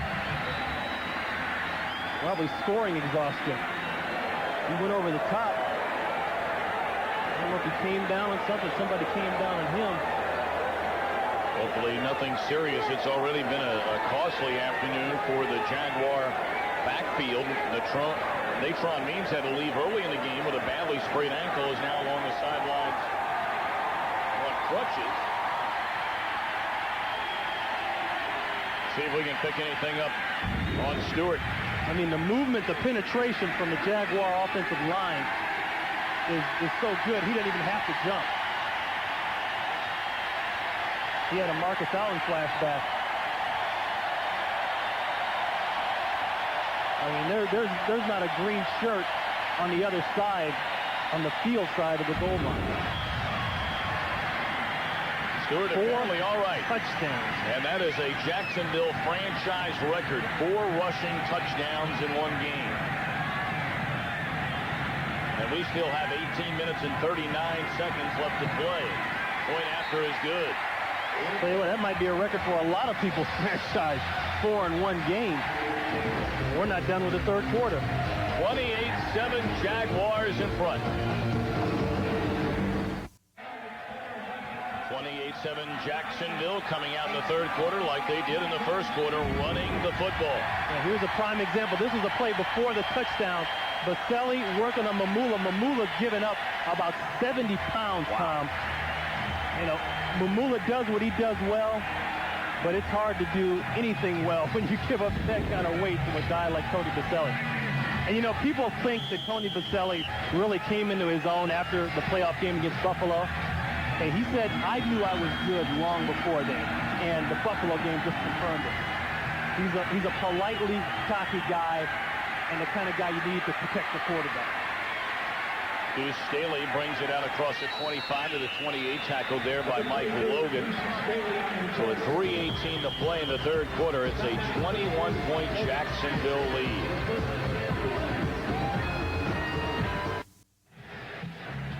Like a reminder, coming up next, game 2 of our Fox NFL Sunday doubleheader. Most of you will see Danny Cannell make his first NFL start. Giants head to Arizona to face the Cardinals. Cardinals 1-4 after having lost 4 games, a total of 11 points. They can't win the close one. That's next on the second half of our Fox NFL Sunday doubleheader, except for those of you here in Jacksonville. Penalty flags down, incomplete throw, Detmer to Fryer, but we'll check on the flag in a moment. Holding against Philadelphia. And while we have a moment, best thing that Bobby Ross ever did, he dumped that fullback concept. He put Barry back there alone and ran the stretch play, give him a lot of room to look at holes. The fullback just gets in Barry's way. But you would have caught it. Of course. I mean, you could run. Yeah, I could. Keyword being could. I could. Way to go. Way to be my guy once again. Ricky Waters looking for somewhere to run, and there's no room. Eddie Robinson up to make the tackle. Some of the other scores around the NFL today. Chicago leading Green Bay by 3. Well, you know Chicago's a dangerous team to play right now, only because they're so due, and you don't want to be the dewey and get done by a team that hasn't won a game yet. Good one there, Miami and the Jets. Miami with a slim 3-point lead.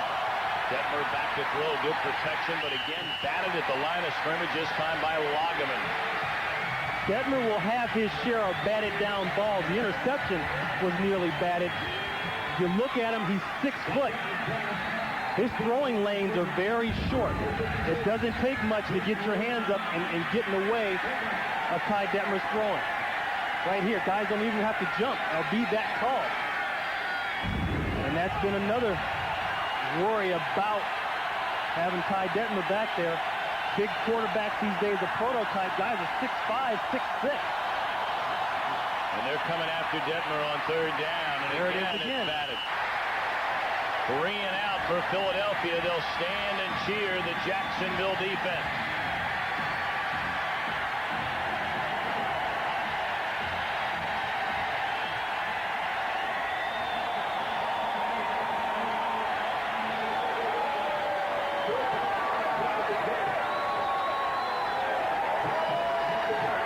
Jaguars smelling the kill with 2:29 left in the third quarter.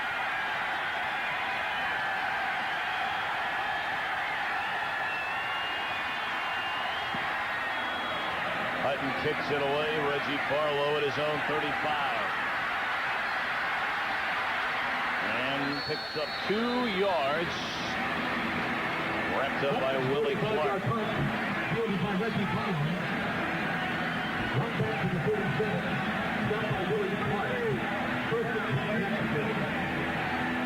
Yeah, that's what we just got through talking about. Batted passes, 5. Boy, that's like John Madden football there.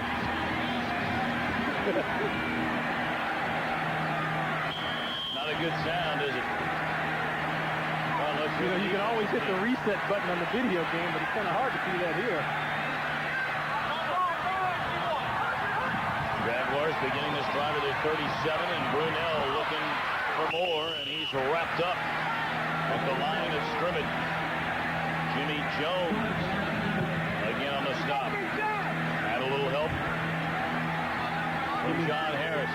Jimmy Jones brought in free agent from St. Louis, along with Richard Dent, and nobody's going to tell me that this team doesn't miss William Fuller a bit. I mean, he's a guy that could give you some, if nothing else, some weight down inside to be stronger, gets the run, and then he could get to the quarterback and sack. Fuller first went on to San Diego. Carry out to the 45-yard line by James Stewart, who had a stinger on that touchdown plunge a moment ago, and obviously he's all right. He picks up 8 more yards. Big day for Stewart. He has set a franchise record with 4 rushing touchdowns. If you're curious, the NFL record for rushing touchdowns in a game, 6. And here's a guy that comes into this game with 88 yards rushing and just explodes here. Great protection for Brunell. What a catch. Was that ball caught? What a catch, but they're saying it wasn't. It looked like a great catch from here. Sure did. Willie Jackson, the 4th-year receiver out of Florida. Thought he had it. But, you know, it's all about the time. You see how much time Brunell sat back. He's going to work on the slant route inside.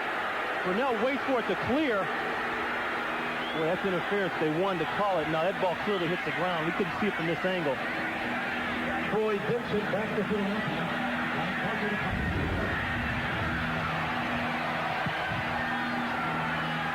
Barker punts it away. Troy Vincent will let it go into the end zone. And they'll bring it out to the 20 with 52 seconds remaining in the 3rd quarter. 55-yard boot off the foot of Barker. Ball, a run scored, and the Tribe won it to take a 2-1 lead in the series. Charlie Garner with a hole off the left side. Philadelphia with less than 40 seconds left in the 3rd quarter, trailing by 21. It goes back to the 21, the original 21 that they got right off the bat. It's hard to recover from that. You have to have an explosive, deep threat offense that can spin quick, almost like a no-huddle, something like Buffalo had a few years back, and the Eagles don't have that. Kevin Turner makes a reception out of the backfield, and he has a 1st down. It should be the final play of the quarter. If he didn't fumble. They're saying that he did fumble and that the ground did not cause it. Schwartz has the football. Well, it went from bad to worse to downright ugly. Ty Detmer was saying he thought another official had signaled that the ball was down, the play was down, but apparently not. 2nd turnover of the quarter by Philadelphia. Well, you can see that Turner's fighting for extra yards here. He's got that ball out front. Yeah, I say you have to give him the fumble. Well, let me ask His feet are wrapped up, but nothing touches the ground, and they don't call him wrapped up. That ball clearly came out before he hit the ground. Well, let me ask you this. The fan in Philadelphia saying, wait a minute, how can they call that a fumble on the play early in the game when Jimmy Smith was stood up and he fumbled before he was ever tackled? They're saying, what's the difference? That's not my department. That's Jerry Seaman's department, NFL League Officiating. Thank you, Justice Fifth. That's the end of the 3rd quarter. Jacksonville leading 28-7.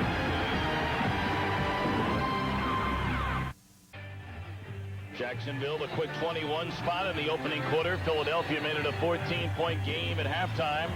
For the Jaguars, cashed in on 1 turnover before, and now they're trying to do the same with another. And look at that. Yeah, and here's a guy right here, Mike Mazer, the offensive line coach for the Jaguars. You know, this team makes a statement. The franchise makes a statement when the first guy they draft is an offensive lineman, Tony Basellas. They're telling you right there what our priority is going to be. And you know Tom Coughlin, a hard nails type of guy. They wanted to come out and establish offensive line superiority and dominance, and that's what they're doing. I mean, you can clearly see an attitude. They got a guy like Dave Weidel up down in front of the center position who has been talked about as maybe not being one of the cleanest players in the NFL, but the bottom line is they get the job done. And then you're talking about another tackle on the other side, Leon Searcy coming down from Pittsburgh. They are about as solid across the board as you can be. Well, that carry, James Stewart has eclipsed the 100-yard rushing mark today. Ball start. Prior to the snap, both offensive guards still first down. Coleman and Tilsky there. But you see right there, that's that playing together. That means everything in the days of free agency. Contrast that, Tom, with what Philadelphia just did in the offseason. They spend the big money, bring in 3 offensive linemen, try to patch up things in there, and I'm still not convinced that it's where they want it to be.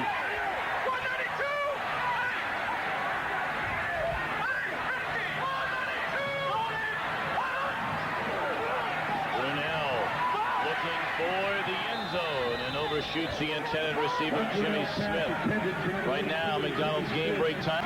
That's an example of how you try not to let one guy dictate the outcome of the game. Sanders is dictating the outcome of that game. Second down and 15 at the Philadelphia 25. And making the reception, Keenan McCardell, and he's down to the 14-yard line. It'll bring up third down and close to 4 for the Jaguars. A tackle made by Vincent. Interesting story about Keenan McCardell. Yeah, I thought that when he was with the Cleveland Browns, I thought we used to pronounce his name McCardell. And I was right, we did. Yep. Well, his father sent a letter to the organization saying the correct pronunciation of the name is McCardell. Very politely did it in the right way, and Keenan's embarrassed about it because he's the type of guy, kind of a shy guy. He would never go to the PR guy and say, hey, you're not saying my name right. So how we call him Mr. And it is Cardell. Mr. McCardell, the way he's played these last 2 years. And the completion made to Pete Mitchell. Close to the end zone. The ball comes loose. They're saying the ground caused the fumble inside the 1. So it'll be first and goal for Jacksonville. I think that's the first time we've seen the tight end today. Jacksonville. Right here, Mitchell's going to leak out. See, he blocks, and it's a flip screen, a middle screen.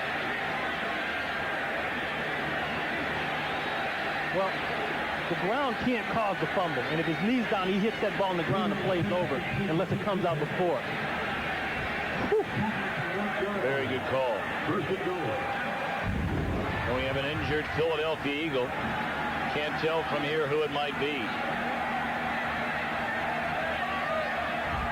Brian Dawkins is the injured Philadelphia Eagle, and he's from right here in Jacksonville, Florida. Went to Raines High School. Same high school that produced former Philadelphia Eagle wide receiver great Harold Carmichael, and Brian Dawkins will celebrate a birthday tomorrow. A lot of friends and family very concerned right now. Dawkins made the NFL all-rookie team last year. A starter since Game 3, a speed guy back there for the Eagles. See, right down in there, he got that foot rolled up on.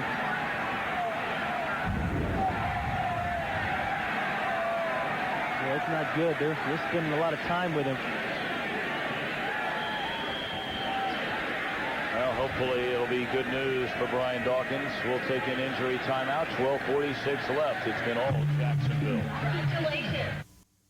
Fox NFL Sunday is brought to you by Chrysler, engineered to be great cars. By Miller Lite, now official beer sponsor of the NFL. By Intel, makers of the amazing Pentium 2 processor. And by 7-Eleven. Oh, thank heaven for 7-Eleven.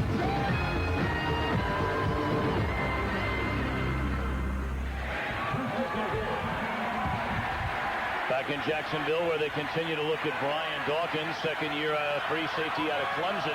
But Stewart here with a chance maybe for 5.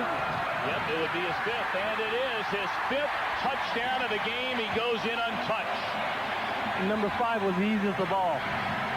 Oh, boy.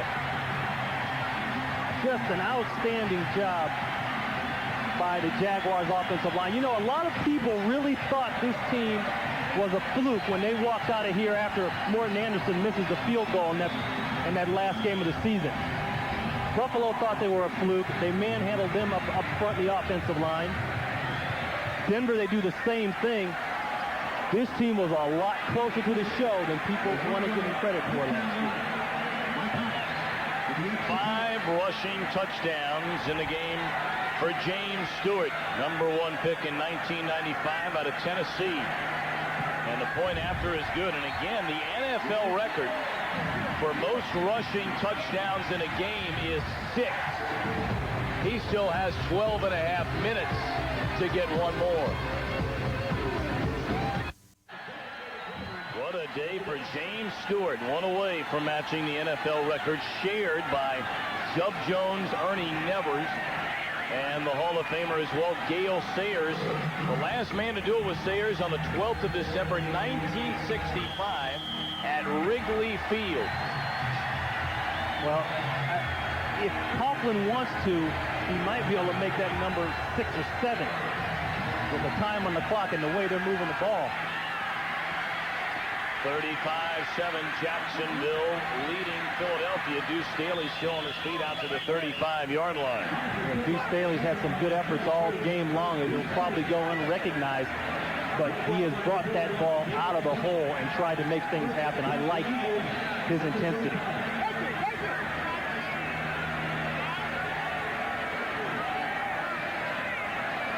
Well, there's going to be a change at quarterback for the Philadelphia Eagles as they come trotting out on the field. Rodney Peete appears in a game for the first time since the opener against the New York Giants.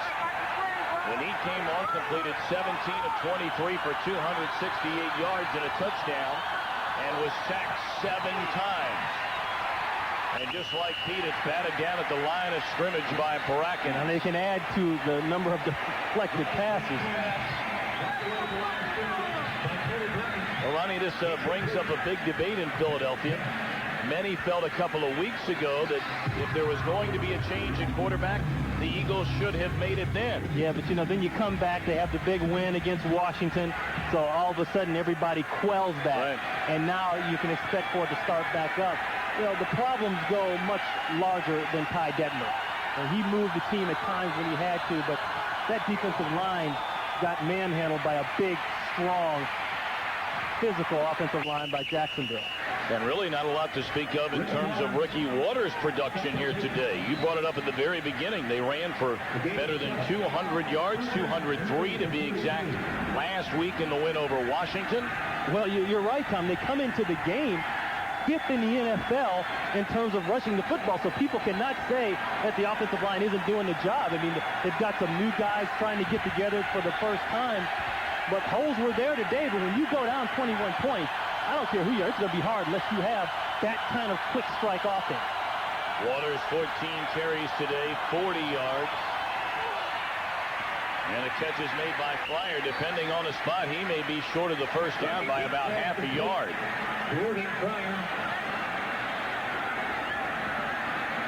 Well, we understand many of you probably here in the Jacksonville area concerned about Brian Dawkins, a Philadelphia free safety who left a moment ago. He has an injury to his fibula, and they're taking him back for x-rays.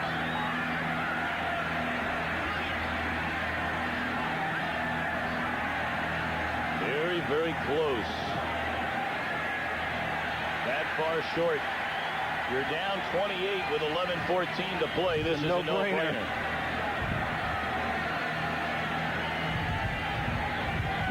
Third and 1. Well, you know that man's disappointed.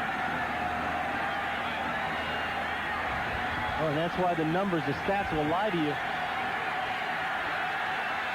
You can have the number 2 offense in the world, but the number 2 offense in the NFL doesn't do you much good when you got to fight a big deficit.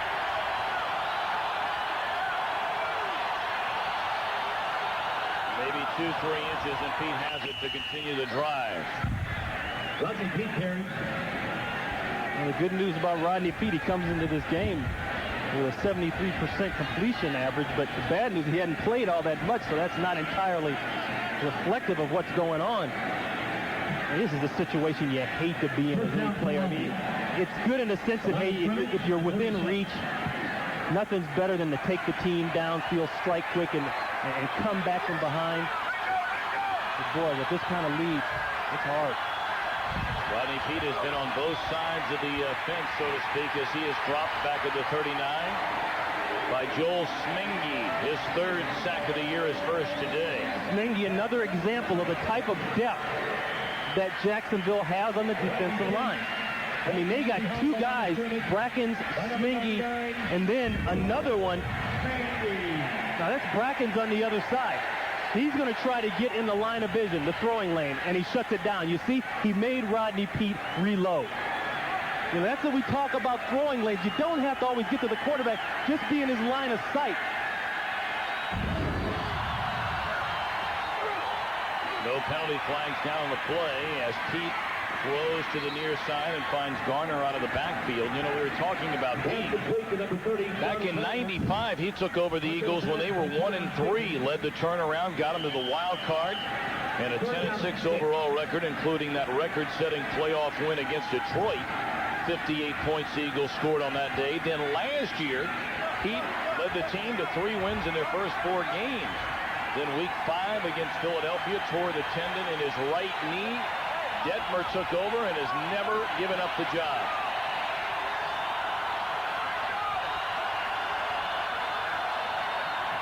Third down and 6. Good protection this time, and the catch is made down to the 30 by Irving Fryer. Boy, how money has Irving Fryer been this game? Irving Fryer. We talked about a guy who's gotten his life back together.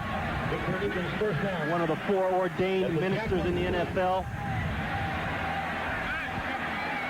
I mean, if you're a short quarterback, here's what you have to look at. I mean, we're talking about guys that aren't 6'5", 6'6", mammoths. You know, that's a tough feat by Rodney Peete right there to get that ball through. And granted, he's been doing it since his days at SC, but still, we can't minimize the effort to get that ball and the skill to get that ball over the offensive lineman, the defensive lineman, and fit it in a small area to a guy 20 yards downfield. I mean, that's a great picture of it there. Garner down to the 25. He picks up 5. Well, the Eagles really wanted this game badly. They had not won on the road. That was the first obstacle to overcome. And they felt if they could get a victory and get back to 500 with everyone else in their division playing one another this weekend. Giants in Arizona later today here on Fox. Redskins and Cowboys on Monday night. Stopped on a second down throw is Garner, about 4 yards shy of the first down. And what does Philadelphia have coming up after this one? Well, the good thing, they're going to be at home for 2. And you know the second one's going to be a hummer. But then they're back on the road, and it's kind of away, home, away, home. Ray Rhodes said, we got to have this one. And Ty Detmer said, once again, this is the biggest game of the season. You know, like we talked about, the stats don't always equal your record. They needed this win to prove a lot of things, namely to get back up to 500. Peete to Fryer. He's inside the 10, down to the 9 with 7:20 left to play. And the stop. I like to see Irving Fryer come across the middle. You know, he said, talking about his days back in New England, being coached by Raymond Berry up there, he said he taught me 2 things about coming across the middle. Don't come across in there flying, be under control. And if it's low or if the ball's high, don't be a hero and try to grab it. That ball was right where it needs to be, low, so he can get down to avoid the shell shot. Fryer closing in on 100 yards. And Garner able to crawl his way down to the 6-yard line. You got to give Rodney Peete his due. He's coming in, moving the team down the field. On the other side of the coin, Dick Duran, defensive coordinator for the Jaguars, they're not running the same defense that they were running in the first quarter.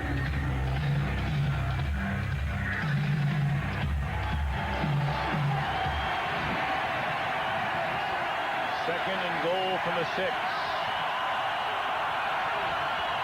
Philadelphia at the Jaguars 7-yard line, and Peete to throw in big trouble, and down he goes. Boy, is that Brackens again? Yep. Wow. No, I take that back. Is it? That's Simmons. That's Simmons. He just looks like a young guy coming around the corner now. He looks like he pulled up. Simmons going to come around the outside here. Once again, he's been able to beat Mayberry around the corner all day long. And you talk about a guy in the league 12 years, one of the top all-time stackers in the NFL, but still has that first fast 1 and 2 steps to get around the corner. Go to the end zone, touchdown Philadelphia. Irving Fryer has gone over the 100-yard receiving mark. Irving Fryer has been the offense as far as the passing and perimeters for the Eagles today. Here's a guy that comes in and says, like, I can't run as fast as I used to, but I know where I'm going now, and when I watch film, I watch it smarter, and I feel like I'm one of the leaders for this team. I want the young guys to come up to me and ask me questions, and I can be there for them. When I came into the league, I was self-centered. I wouldn't do that. Now that's what I'm about. Point after is good. 5:39 left to play here in Jacksonville. And the Jaguars looking to go to 5-1, lead 35-14.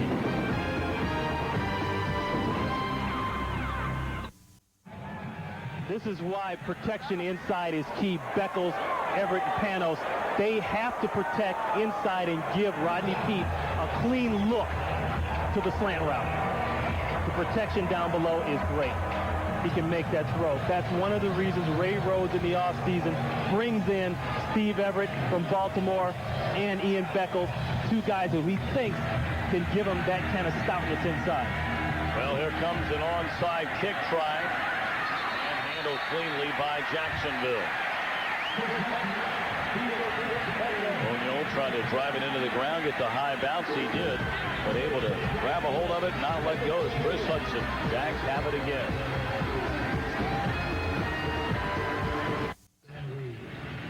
Well, they came ready for a little fun here today in Jacksonville, and they've enjoyed every moment of it. That guy has watched Stewart score so much his hair changed color. How about him?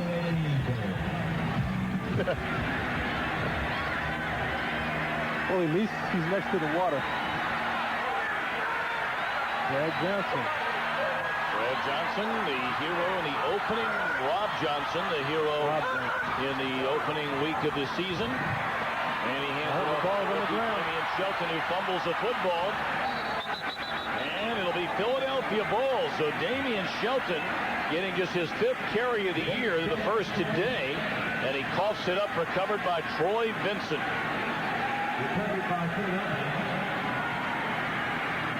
Well, it looked like Johnson's a little dingy.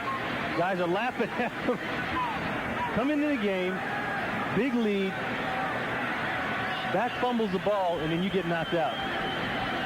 Johnson had the unbelievable opening game win of the season, his first NFL start at Baltimore. Severely sprained his ankle, nonetheless came back in the game, led him to the win. Was inactive the next 3 weeks before returning last week.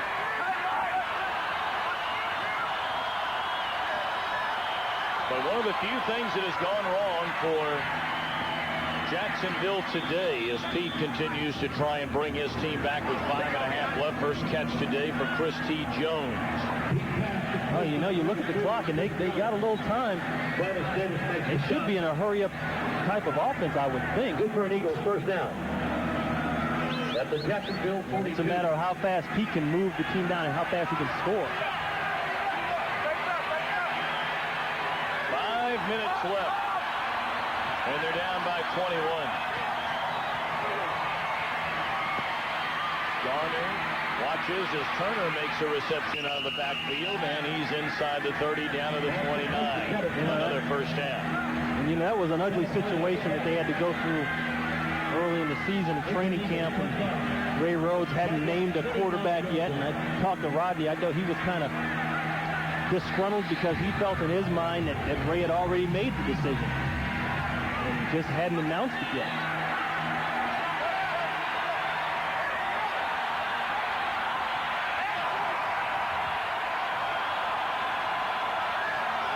Very different game today for the Philadelphia Eagles in their thumping of the Redskins last week. Catch made by Fryer down to the 23-yard line, but you compare the numbers. And see, look at, last week, all the rushes. Today they tried to stick with the game plan, couldn't quite do it. The amount of passes, that's going to increase. Last week they had a nice little cushion, 14 points starting off early, but it's a whole different ball game play when you get up in 21 early. Well, you can make a strong case at the opening drive of the third quarter, the second drive of the third quarter. Philadelphia had a chance. They were down 21-7, missed a field goal that could have made it 21-10.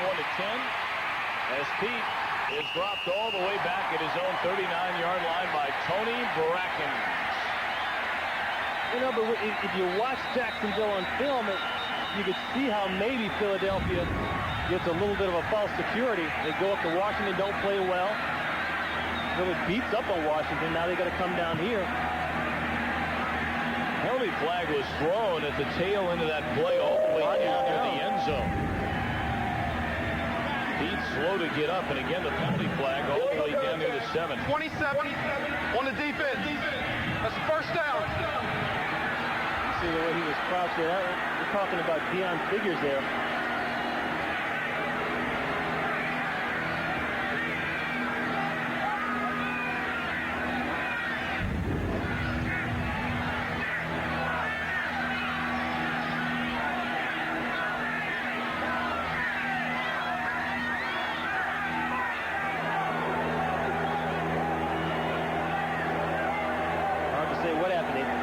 Jammed a finger down there.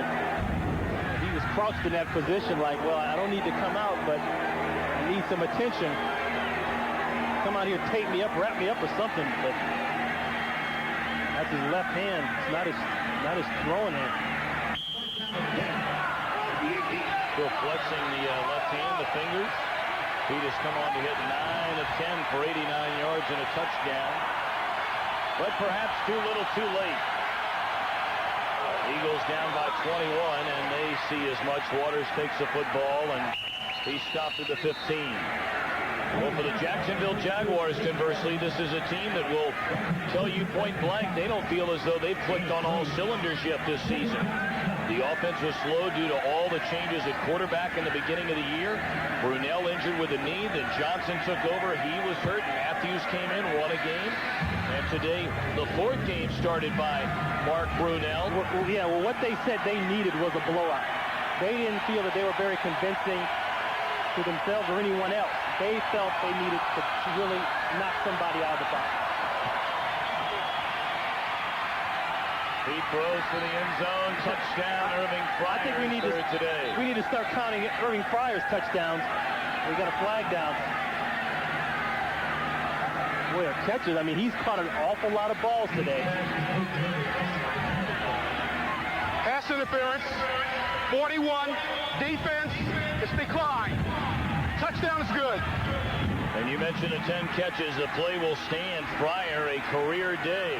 Last year was a career season. Today, the 10 catches, 124 yards, 3 touchdowns. Just working inside. They've been throwing inside on the slant route all day long. He's up at the top right here. And he just beats Thomas inside. Thomas, once again, a big corner. Very physical. It's hard to have moves when you're that big. Point after is good, making it a 2-touchdown game with 2:36 left. Rodney Pete, 2 drives, 2 touchdowns to Irving Fryer. 35-21, Jacksonville leading Philadelphia, and another onside kick will be attempted by the Eagles. Anything's possible. Yep. Need to get one here. I learned my lesson the hard way last year, as I recall. Now, Irving Fryer, he told us last night, contract is up at the end of this season. He said if he doesn't re-sign with the Eagles, he's seriously considering retiring. He wants to continue to play as an Eagle. Onside kick fielded cleanly by Jacksonville, and attempting to make the return is Travis Davis. Yeah, he said when his contract runs out at the end of next year that's what he wants to do. I thought that was pretty bold coming from him, a guy at his age. So that's what he talking about yesterday. I'd like to remind you this copyrighted telecast is presented by authority of the National Football League and is intended solely for the private use of our audience. Any rebroadcast or the use of this telecast without the express written consent of the Jacksonville Jaguars and the NFL is prohibited. Well, they're going to make Damian Shelton hang on to the football this time. He fumbled his last chance.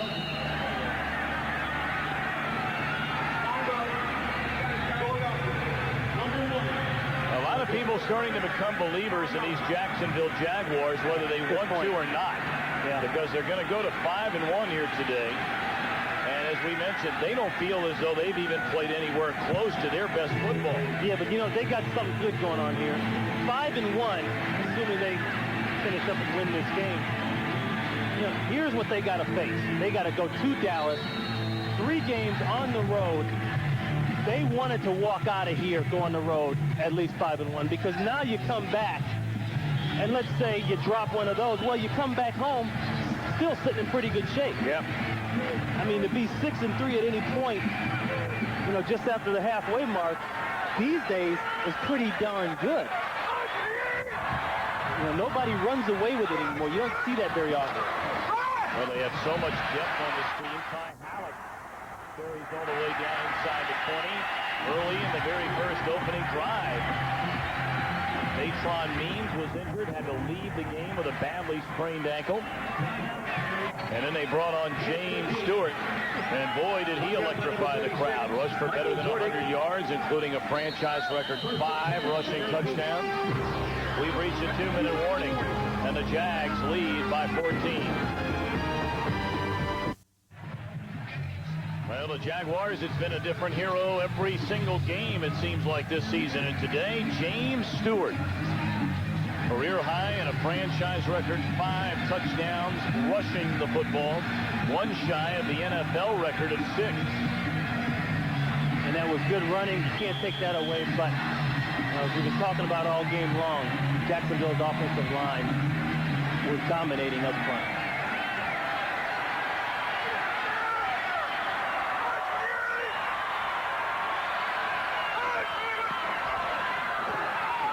Johnson to throw, and he is sacked back at the 25 by Red Hall. Today's game produced by Pete Macheska, directed by Billy McCoy. Our associate director, Sean Gergikoff, our broadcast associate, Tom Yohe, our technical producer, Dan Rotante, the studio produced by Scott Ackerson, directed by Bob Levy.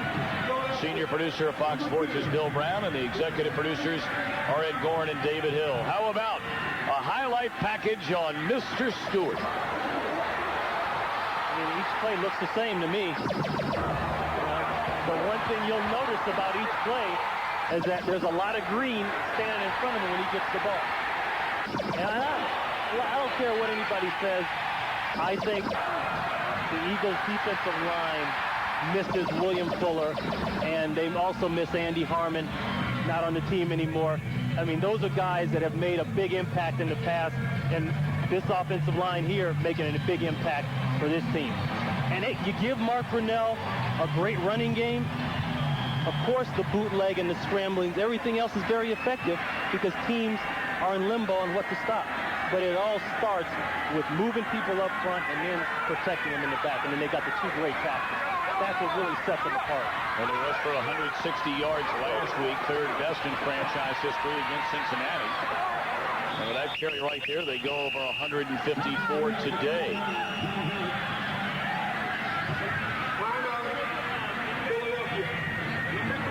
Boy, what a job, though, Tom Coughlin has done down here. You know, when they got in on that missed field goal by Morton Anderson at the end of the season, the first thing he said in the locker room after the game was, hey, forget how we got here. We are in this thing to win the Super Bowl. I thought that was key because, you know, what's going through everybody's mind is, wow, we're in it. We shouldn't be in it. We got lucky. He established right there, hey, we are in this thing to go to the show. And you know what? They were about a play away from going to the show. And then you talk about Mark Brunell. Maybe guys like Randall Cunningham a little bit before their time, the running quarterback, you know, then he was considered not disciplined in the pocket, but yet nobody has a problem when guys like Brunell and Favre and Young and guys like that run around. Blake ran crazy last week. As did Cordell Stewart, who had a big Cordell game. Stewart, all of a sudden, the running quarterback is in vogue. Yes, it is.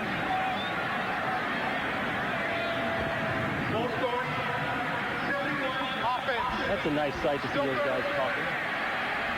No more yelling and screaming. I actually think they get closer together after that little incident in Minnesota. I really do.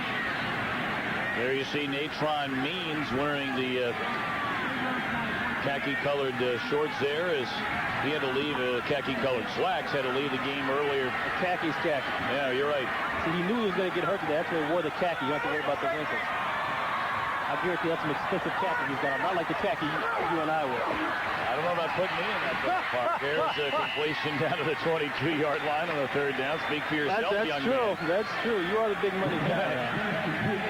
Well, they're going to need a healthy Natron Means, though, if they're going to make the kind of run in the postseason that they did last year. That's the beauty of having two people that can run the ball for you. I think Philly's got that.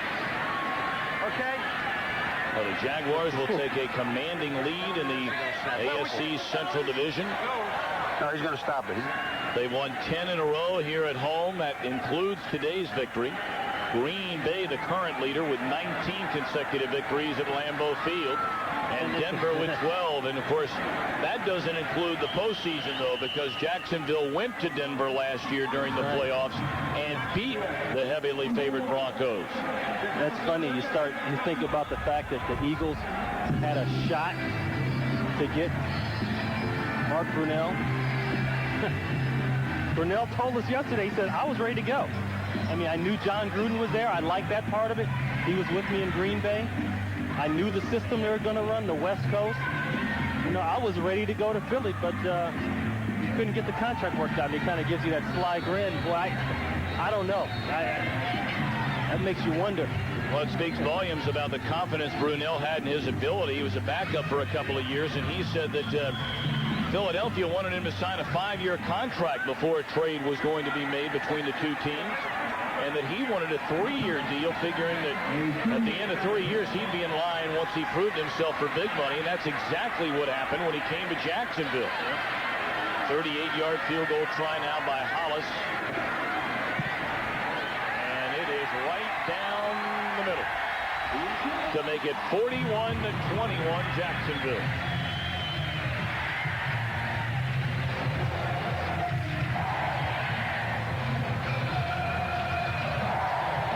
Apologize, 38-21 after that field goal. Yeah, I thought Jimmy Smith for Jacksonville gave us some interesting insight on something here last year when Andre Rison was cut from the team. He said Andre Rison actually had more to do with the success we've had as receivers than anyone else. Because when he came here, that cocky, competitive attitude really was infectious. We really thought that we were the best in the league when Andre was here. Now, it wasn't showing up for whatever reason. They had a lot of turnovers, a lot of penalties, but Andre really got us to that point. So I got nothing but love for Andre Rison. That's what Jimmy Smith said. That was very interesting. Because all around the league, all you hear was, well, Andre Rison leaves, Jaguars get it going. He was the problem, part of the problem. But it was about penalties, turnovers. Coughlin took the edge off the guys a little bit. They didn't practice quite as long, gave them a little bit more time off, got involved with the players on a one-to-one level a little bit more. Should be noted with this win today by Jacksonville, the AFC has won 13 of the 19 games against the NFC this season. The conference's best mark through 7 weeks in better than a decade.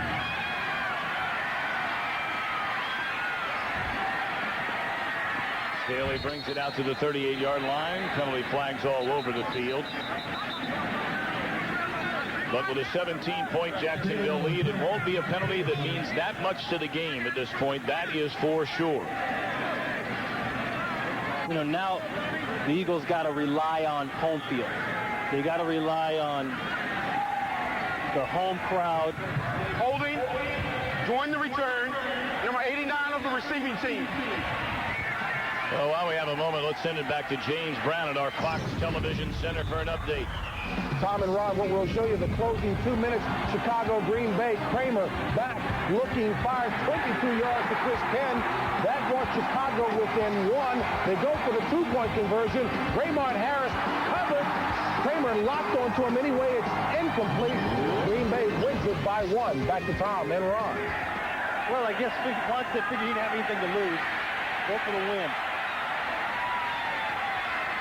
And that's something the Bears are without. They are now 0-7. They're trying to catch the Cubs the way they started the season in baseball over in Chicago when they went 0-14. That is not a record you want to chase. Going back to what I was saying earlier, Tom, this is, the Eagles are in a situation now. They got to rely on the home crowd spirit now to pull them through this thing. I mean, they're going to need everybody when they go back up to the bat to be there, to be loud, to be obnoxious, and help them pull them through this time.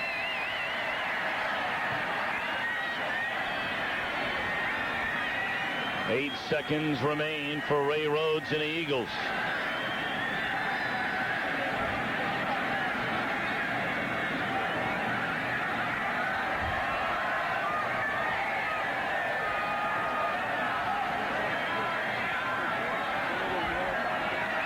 Another big win here for Jacksonville. Getting those wins early, boy, that's what it's about. Days of free agency, you don't have time.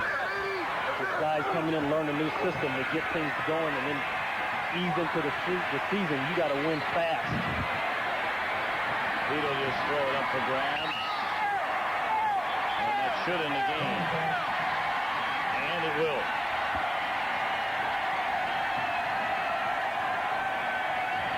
Illegal forward pass. Number 9 on the offense was beyond the line of scrimmage when the pass was thrown. The penalty is declined. The game is over. So it is the final. 38-21. Jacksonville beats Philadelphia today. The Eagles slip to 2-4. Jaguars go to 5-1. And let's take a look at the Energizer play of the game. One of 5 rushing touchdowns on the afternoon for James Stewart. A franchise mark with the 5 rushing touchdowns. One shy of the NFL record.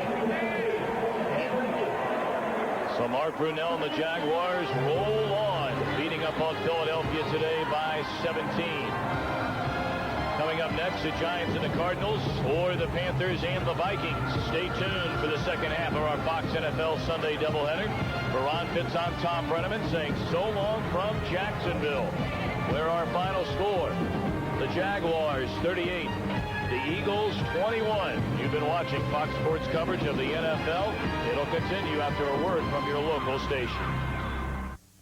When it comes to renting a car, we believe there's only one place to go, National Car Rental. So what are you waiting for? Call National at 1-800-CAR-RENT.